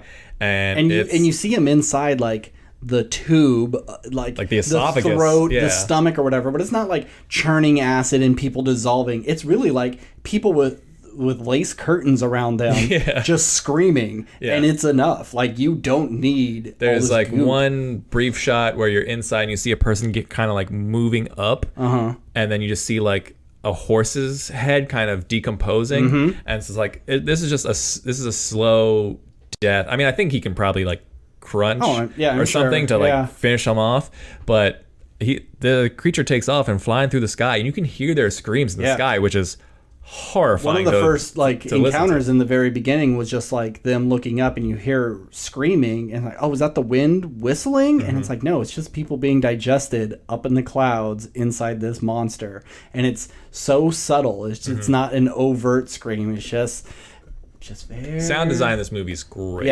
And it makes like daytime look really scary. Usually horror movies are at night, and unless it's Hills Have Eyes, it's not during the daytime. This was kind of a scary movie for just knowing something's up there and not being able to tell where and how. And it's fast and it's mean. Yeah, I love movies with big, wide, sweeping shots, and this movie was shot for IMAX. So you get a big, wide shots of the gulch that they're in, lots of wide shots of the sky, and like you said, a lot of it's during the daytime, which they try and avoid. Because obviously, like when you're in the dark and it's scary, you can't make out images and colors, and you see silhouettes of stuff. Which, real quick, going back to the aliens that show up in the barn, another really effective. One of my favorite types of scares in movies is not something jumping at you, but just something like slowly moving towards you in a silhouette. So scary. There's a shadow, you know something's wrong with it, and then it just like slowly stands up or lifts an arm. Just really simple gestures is all you need. Yeah. But then you just find out it's the kids. Stephen Yeun's kids playing a prank on them, which is so mean. Yeah. Because But I do like that he saw the alien and just like instantly punched it. He didn't like try and run. He's just like, oh shit. But yeah, so that was fun. But yeah, so anyway, go ahead. Sorry. Well, talking about these open wide shots and the look of everything, I can see other filmmakers taking this to like an Arizona desert where you have the big plateaus and mesas and really unique rock formations and big cacti, and it's like, well, if we're going to do sort of desert, this is what we're going to do. No, they go with California desert, and it's the ugliest desert you could possibly have.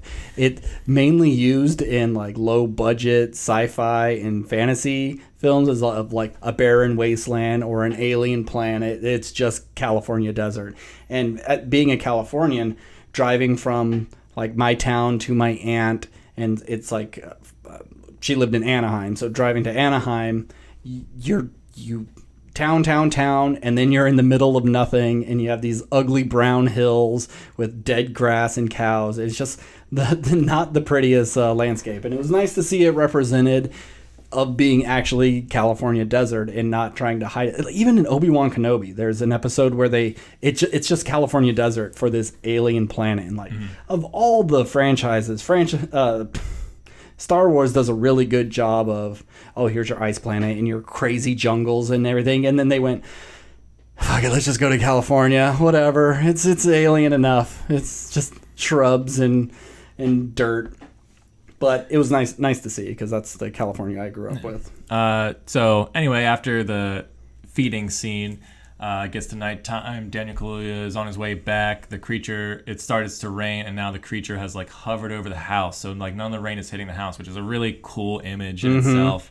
And it's almost like the alien knows, like, I know you're fucking with me. Don't fuck with me. And just you made me eat a fake horse. You made me eat a fake horse. It's stuck in my throat. There's this whole line of like flags coming out, and then how did he even take it in the first place? Don't you think this thing can tell the difference between food and not food? Would you say that to a fish? But this seems a lot smarter than a fish. I don't know. I think if you're going around and you see there's a thing that kind of looks like a horse, that thing that I ate, and it's just standing there, versus this thing that's running away, I'm probably going to go after the thing that runs away. Why isn't it picking up trucks and cars and eating them, Or is it just, it looks like a horse, so I'll give it a nibble? Yeah, well, I think it's that, and it's I think there is a natural instinct to creatures. It's like, a tiger is not going to try and eat a car. It can tell immediately through, I guess, animal instinct is like, that thing I'm not going to be able to chew through. But it's why hunters use decoy ducks. They're not real ducks. They don't move. You just put these plastic things from a distance and you make a duck sound, and they will come because they think, oh, there's ducks there. Yeah. Or you have a fish, you go fishing and you attach a fishing lure. It's like, oh, this is something you want to eat, but it's just plastic and metal. But they'll bite it because it's colorful, and they think that there's. But if there was, I get it, and it's covered in the flag, so maybe it's a little more colorful. But if it was animatronic, or it made a sound, like if they had a speaker attached to it to make it do some neighs, I could maybe believe that the alien would go, oh, okay, that's a horse. I've heard it make that sound. I'm going to go eat it. But it's just a statue with a flag, a string of flags on it. But anyhow, that didn't bother me. It doesn't bother me. I just thought of it right now. I understand what you're saying, but I think my points negate that. Okay, Mr. Smarty Pants. All right, so yeah, the jean jacket, jean jacket is above the house, just squirting blood out. Spew like all the metal and stuff that were on the people, or anything it couldn't digest, the plastics, the wheelchair. It spits out on the house, and with Keke Palmer's character and the technician guy's character inside, and straight out of The Shining, just all this blood pour over the window, and they're freaking out because they're just like, is this thing just like gonna pummel the house any second? Because this thing it's huge, it's bigger than the house. But then it just kind of like goes away, and as it goes away, Daniel Kaluuya's I'm just gonna call him Daniel from here on out. Well, I mean, his name's OJ. OJ, thank you. OJ's character, or the character OJ, is in his truck, and he kind of like peeks his head out and just sees this thing hovering above him. He's like, nope, Nope. nope, nope, nope, nope. And just kind of like sits there. He's like, I'm not going to move. I'm not going to do anything. And hopefully this thing will go away. And then eventually it does. And he sort of figured, like, it's kind of in that moment he figures out, like, oh, if we don't, this thing's a creature. If I don't look at it, it might leave me alone. It doesn't see me as a threat. It doesn't see me as a threat. It's not going to come after me. And then they team with a director of photography, the super cinematographer. he was working on the commercial that they were on in the beginning, and they're like, you're the only guy who can get the shot of this thing. And he makes a camera that doesn't need electricity to run. They set up this essentially trap where OJ is I'm gonna go out and lure it. It's gonna try and eat me, and when it's coming after me, you guys get the footage, and we'll get the hell out of Dodge. And then I got like this parachute thing, so it will scare it off because it doesn't want to eat more flags. It doesn't want to eat more flags. Which is a fun plan. And of course, it's like they're shooting. Oh, we ran out of film. Crap. We got to change it real quick as it's coming. Yeah. And they get the shot, and then he runs to the top of a hill to get eaten. Why did he do that? First the TMZ guy shows up. Okay, yeah. And kind of messes up their plan. And the TMZ guy goes out there. He's like, "Oh, I hear something. What happened to all those people? I hear there's something weird out here. I'm gonna get this shot." And so TMZ is there to basically like, "I'm gonna steal you guys' money," kind of thing. And they're just like, "Oh shit, this is gonna fuck up our plan." And of course, he is driving an electric bicycle. It's going 100 miles an hour.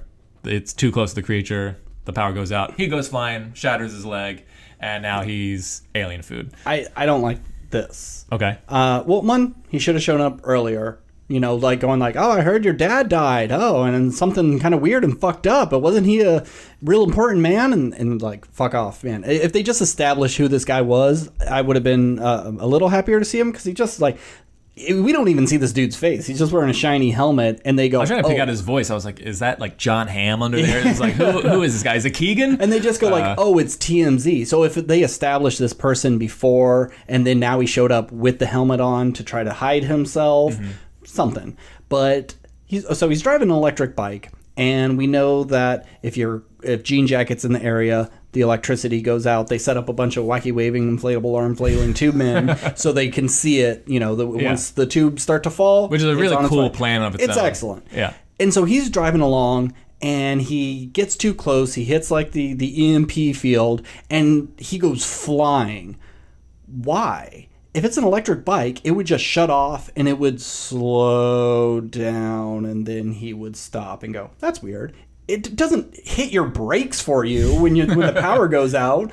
I mean, it doesn't make any sense. That's the. Yeah, I don't know anything about I agree with you. I don't know anything about the physics of motorcycles, but maybe because it was going that fast, to slow down so quickly might have been what launched it, not so much like it's stopping.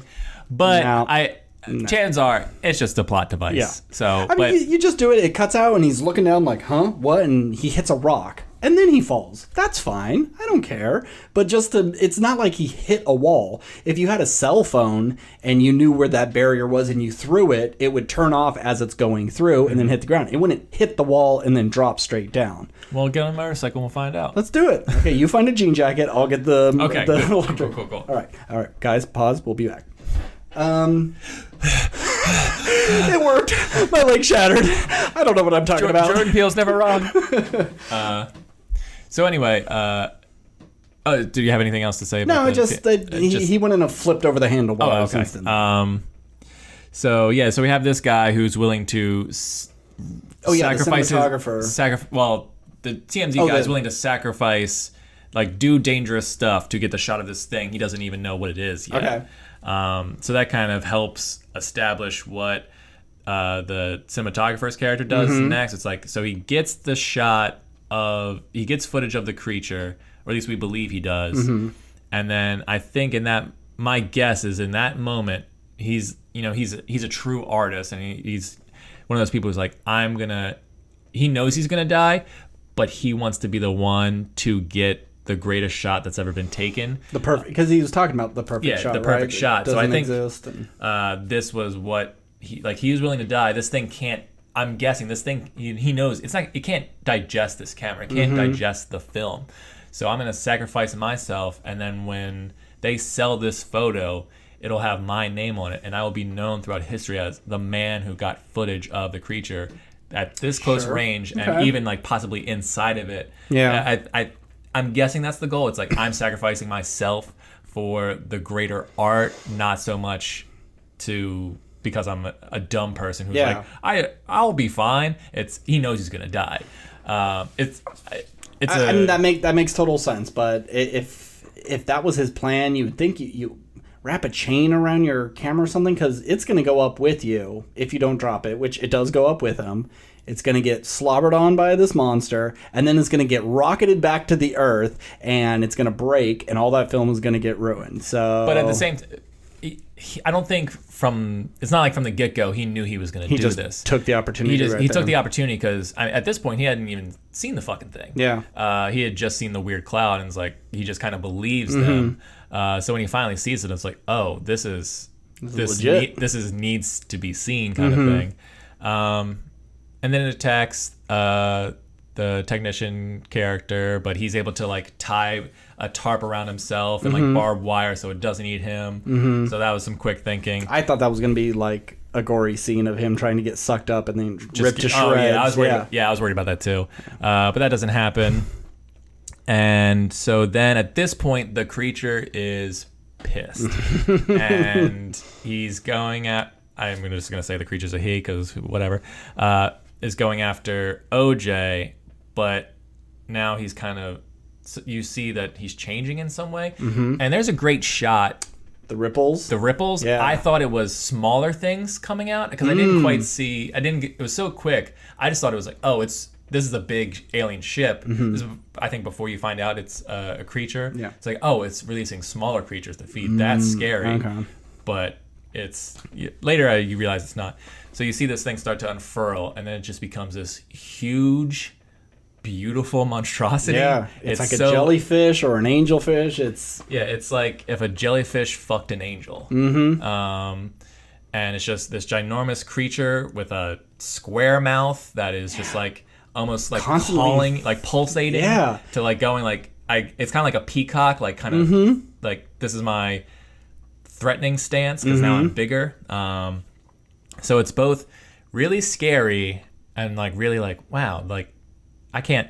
You almost don't want to kill this fucking thing because it's like... It's so interesting. It needs to be seen. Yeah. But then OJ is like staring in the face and he's like telling his sister like, get out of here. I got this kind of thing. Like, we're going to be okay. And, dust is kicking up and then you don't see what happens to OJ. And then now it's going after Keke Palmer's character. And then she uses this windy camera thing that you get a little glimpse of in the beginning, and it's like as soon as I saw that thing, I was like, that's gonna come back somehow. I didn't even think about it, but I did go like, that's kind of a cool thing of looking down a wishing well, get your picture taken. That's a good shot. Have a Polaroid come out, and she unleashes this giant balloon, which I don't know if that had some connection to like back to the Gordy thing, because the balloon set him off, and it's the balloon that defeats this creature. Yeah, okay. I thought about that. Like I've been thinking about this movie for ever since I saw it, nonstop. But releases this giant balloon essentially, and the creature thinks it's a threat or a snack or something, so it eats it. But as it eats it, it pops and kills the creature. Yeah. But as it's attacking, is when Keke Palmer's character is able to get the shot, and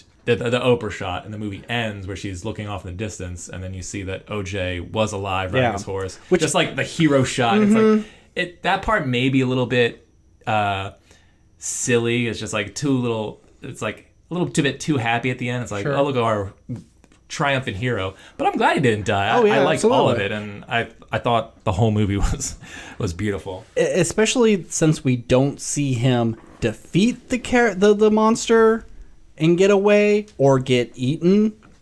We just see a bunch of dust and then nothing. And then he shows up at the end like, oh yeah, I didn't die. I'm like, oh, well, that kind of takes away from some of the heroic stuff he was doing. It's just like vague hand waving. It's all assumptions. And then, nah, I'm all right. Yeah, but I mean, if anyone's going to survive this movie, it should be him because he is the animal trainer. He is like, I'm staring at you, but I'm backing off. So it's like we're doing a dance, or there's a mutual respect. Like, I recognize you're being threatening to me right now, but as I'm backing off, you recognize like I don't want none. And you know what he should have done? He should have done the Chris Pratt Jurassic World thing. He should put his hand up. Oh, should put his hand up because he does it to velociraptors, he does it to T-Rexes and stuff, and then even like the little clone girl does it, and the dinosaurs react. He should have just done that. Oh, because that just works on anything. Yeah. There's also a really lovely moment in the sequence where OJ's looking at his sister and they're looking back at each other, and there's a brief shot of it's like a flashback sequence of Keke Palmer as a kid looking out her window and seeing her brother, and he does like the I see you kind of thing. Fingers to the eyes, fingers to your eyes. And it's like this beautiful thing between a brother and sister that I really, really liked, but it felt like that flashback scene was I almost wish there was just a little bit more brother-sister stuff to just establish like why that meant so much. Like that was just their call sign kind of thing of just like, even though dad only focuses on me, like you're part of this family, and like I kind of see you thing. But it still worked. We're training your horse that you were supposed to train. I see what you're going through. I understand. I have to do it because Dad's making me do it. There's a little bit of that, but if there was just like one more scene to just like really solidify these two, I'd been okay with that. It was more like because she asked him, do you remember that? And he kind of is like, no, I don't. But it shows, he really did remember. And so it's more meaningful of like... Right. Yeah. And just real quick, back to... There's a part where, earlier in the movie, where they're excited because I think the cinematographer agrees to be part of the team or something. He's like... And they're just like, let's go, baby! And they like smack each other's hands really fast. I have a friend who has a sister who's very similar to Keke Palmer in this movie, and they do that exact same thing. So like watching that, I was like, "Yep, that's a real brother sister thing." I've seen this multiple times in real life. They do it all the time. Yeah, and even though like he's more stoic, she's wild. They've had these experiences in the past, and these little like they're moments vastly different people, but that doesn't mean they don't love each other and have a familiar relationship, a shared history. So I think that's the movie, and all in all, just great across the board. Great score. No complaints from me. Yeah, I gave it a B+. Just it didn't reach the A territory because it is a thing where I would like a few more answers on stuff, even if it's not in the movie. If I could read up, learn more about the making of this and what was cut, what is his inspirations, I could probably bump it more. But as right now, it still has me itching for answers. And I know I'm not the smartest person, and I don't always figure things out. Like just with our conversations, like you brought things that I didn't realize. It's not quite an amazing movie, but there's really no flaws to it technically. The acting, the music, the cinematography, the special effects, everything about this works. I just wish I had some clarity on things. Yeah. I think the big thing is like, will people connect to the story? Not that the story's bad or does anything wrong, but it's just like, will they feel like they can be part of this? Like with, not to compare everything of his to Get Out, but like there's a lot of people who felt like even though this is a heightened situation, like many black people have been through these conversations. Like, so the whole movie was just like, this is a horror movie for us. Like, I understand, like I've had these conversations with people. So it had like a broad appeal in that sense, where this is asking everybody like, you're not going to understand a lot of this movie, and it's just going to be what it is. And I'm not going to tell you the answers. You're going to come up with your own interpretations kind of thing. And that kind of movie a lot of times puts people off. So that's the big struggle of this movie is, are you going to connect with something where you don't have essentially any answers? Before you read your thing, okay. I just have one final thing. Yep. I wonder what the nope count is, because I counted at least 4. Yep. 2 of them was the mom on the sitcom saying nope. Like they do it at the beginning where you only hear the audio and then you actually see it being performed. So it's like, I guess I could count that as 1, and then each the siblings, they each say it, I know, at least once, but there's going to be there's a bunch more in there, and I wonder what the final count is. I'm going to say 7. I'm going to guess 7. 7's a good number. 7's a good number. Yeah. Also a good film. Yep. So as I watched this movie, I thought, and when I looked at the creature, I thought of biblical angels. Do you know the look of biblical angels? It's like 9 wings, 17 eyes. Yeah, they're just horrifying. It's not a human. It's this scary creature that just has... Or it's made of multiple rings and there's eyes on the rings. Yeah. Like, there's a lot of different versions. And I thought, like, oh, it's kind of angelic. Yeah. So I found this YouTube comment, and it's shout out to Quickscoper Bro 96, because this is his... Quickscoper? How do you spell that? Quickskopr space Bro 96. Huh. I don't know what that is, but Yep. Whatever. Shout out to this guy or gal. So this is it's not super long, but it's a paragraph, so bear with me. Why is nobody talking about the fact that Jean Jacket's true form looks exactly like a biblically accurate depiction of an angel? The film is littered with clues suggesting that Jean Jacket is some kind of biblical entity, such as Elohim. In the Bible, Elohims are fallen angels that roam the earth as gods. People would make animal sacrifice to Elohims, although only Yahweh was described as lifting the sacrifice up from the altar in a pillar of fire. In the Bible, Elohims mask their presence in clouds, exactly like we see Jean Jacket do. Even Yahweh has used clouds to mask his presence. In the Bible, Elohims don't allow people to look at them. Even Yahweh doesn't let people look at him.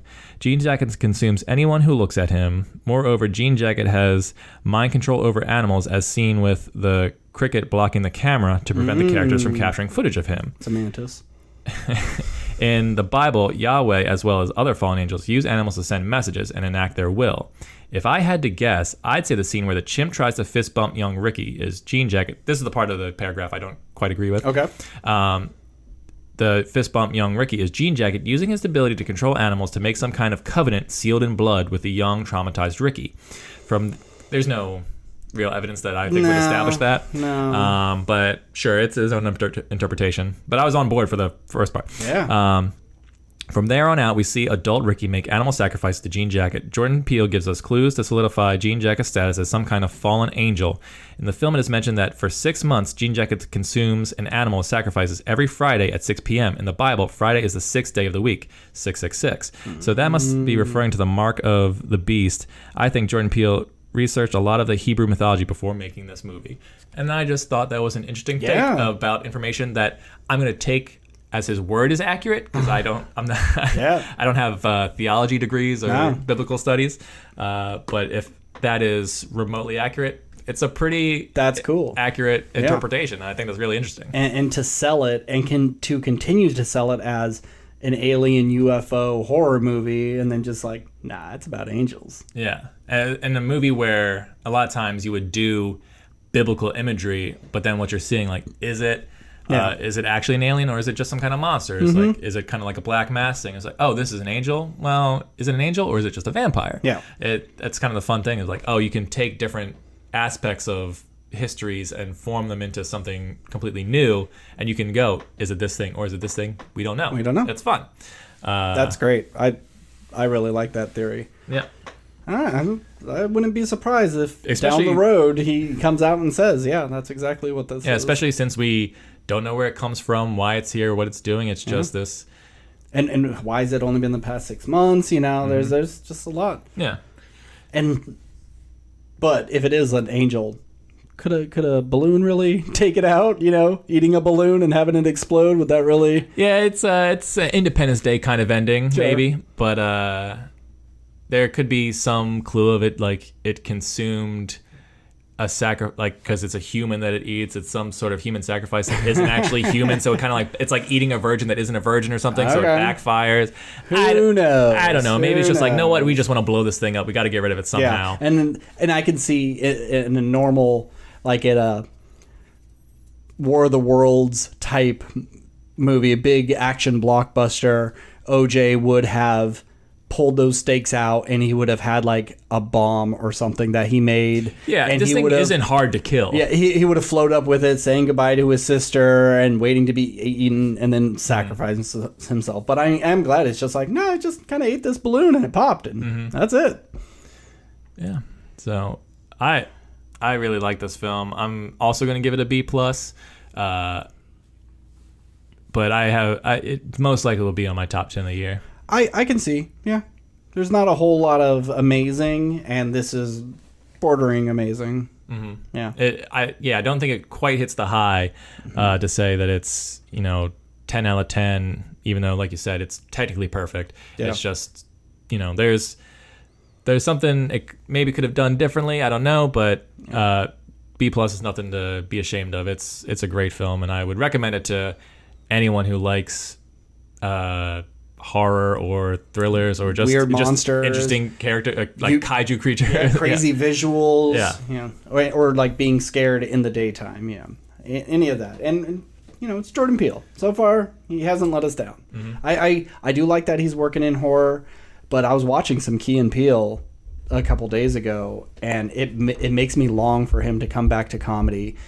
I know he wants to create new stuff and be in charge of it, and maybe he won't ever put himself in front of the camera. That's something he's directing, but I just need to see him be funny again. And it's been great seeing all these like variety interviews with the cast because he's such a charismatic person. But it was the last episode of Key and Peele, and on the last episode there's all the bloopers at the end, and I was just dying. This man is so damn funny. I'd like to see him in a comedic role sometime soon. Yeah, I was going through IMDb just searching at actors and stuff that parts of the movie that he works with, and it's like, and the movie Keanu came up. It's like, oh, I forgot about Keanu. Like, Keanu's really funny, and obviously Key and Peele's really funny, and it's amazing to me that this guy so far has only directed originals. He's like doing Quentin Tarantino shit. He's like, oh yeah, I assumed after Get Out they're like offering him Marvel stuff. They or like offered him Akira or big budget stuff, and he said no. Yeah, it's just he could have made anything he wanted to. He's like, know what? I'm just gonna keep making these $40 million horror movie. I don't know, maybe they're more, maybe they're, I don't know. Probably it's like, not. I'm gonna make these movies that don't really cost all that much, and they're all gonna make a fuck ton of money, and they're all original, and it's like, this is the kind of shit we need to see more of. And I'm so glad he exists and he's making these films. And I'm not a horror guy, but he makes horror films that I love. And yeah, it's great. But I do agree, I'd like to see him tackle after this.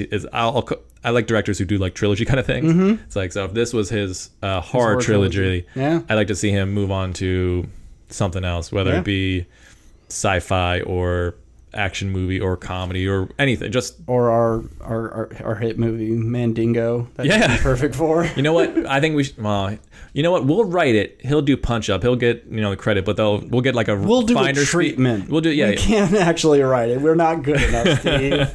Well, we're big picture people. We're not detail people. Either way, we'll get a nice check, and hopefully maybe we can make a deal to get like some back end on the box office or something. And a cameo. I want to be in it. Yeah. I'll be a shitty, slave owning racist person. I won't. I'll just be like someone who works there. Okay, yeah. I'll just be someone watching. Yeah. Just cheering and throwing my money and just yeah. So we'll get that squared up. We'll contact Jordan's people and we'll talk about it on the pod once it gets made. We'll have him on. Yeah, I'm sure he's itching. Mr. Peele, come on our podcast, please. All right, so what's next week? Because it's Secret Life of Pets, not Secret Life of Pets, Super Pets. What the fuck is that thing called? I don't think we can really do a deep dive on Solar Opposites. No, I don't really want to do that. Maybe we do another Make Me Watch. I've been so unsuccessful for that for you. I know, but that's why we got to keep trying. Seriously, what comes out? I think it's just Super Pets. We'll do a double feature. We'll do Super Pets and Paws of Fury, The Legend of Hank. No. You know what? Maybe we just take a week off and just enjoy our lives and just hang out as friends. That's true. Or we'll record something, but we won't necessarily have an episode that week. We could do a Make Me Watch, but save it for another time, and we can do a This Meets That, because those are always fun. And then the following week, I think Bullet Train would be a fun movie to talk about. Yes. I don't expect it to be good. No, especially since they've shown everything. I think it could be fun. Yeah. Yeah. I want to see Bullet Train.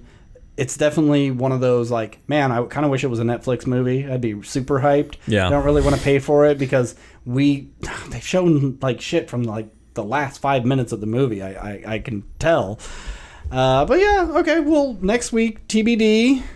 Maybe expect a This Meets That in place of a new episode, because I do have one in the that I still need to edit from forever ago. All right, well, that was Nope. What did you guys think of it? Do you believe in the angel theory, or is it just some crazy weird monster from the ocean, or is it an alien? Who knows? What's your take? So if you want to hit us up, we are at WRPL Podcast on Gmail, Instagram, and Twitter. And as always, I'm Ben. And I'm Steve. Good night.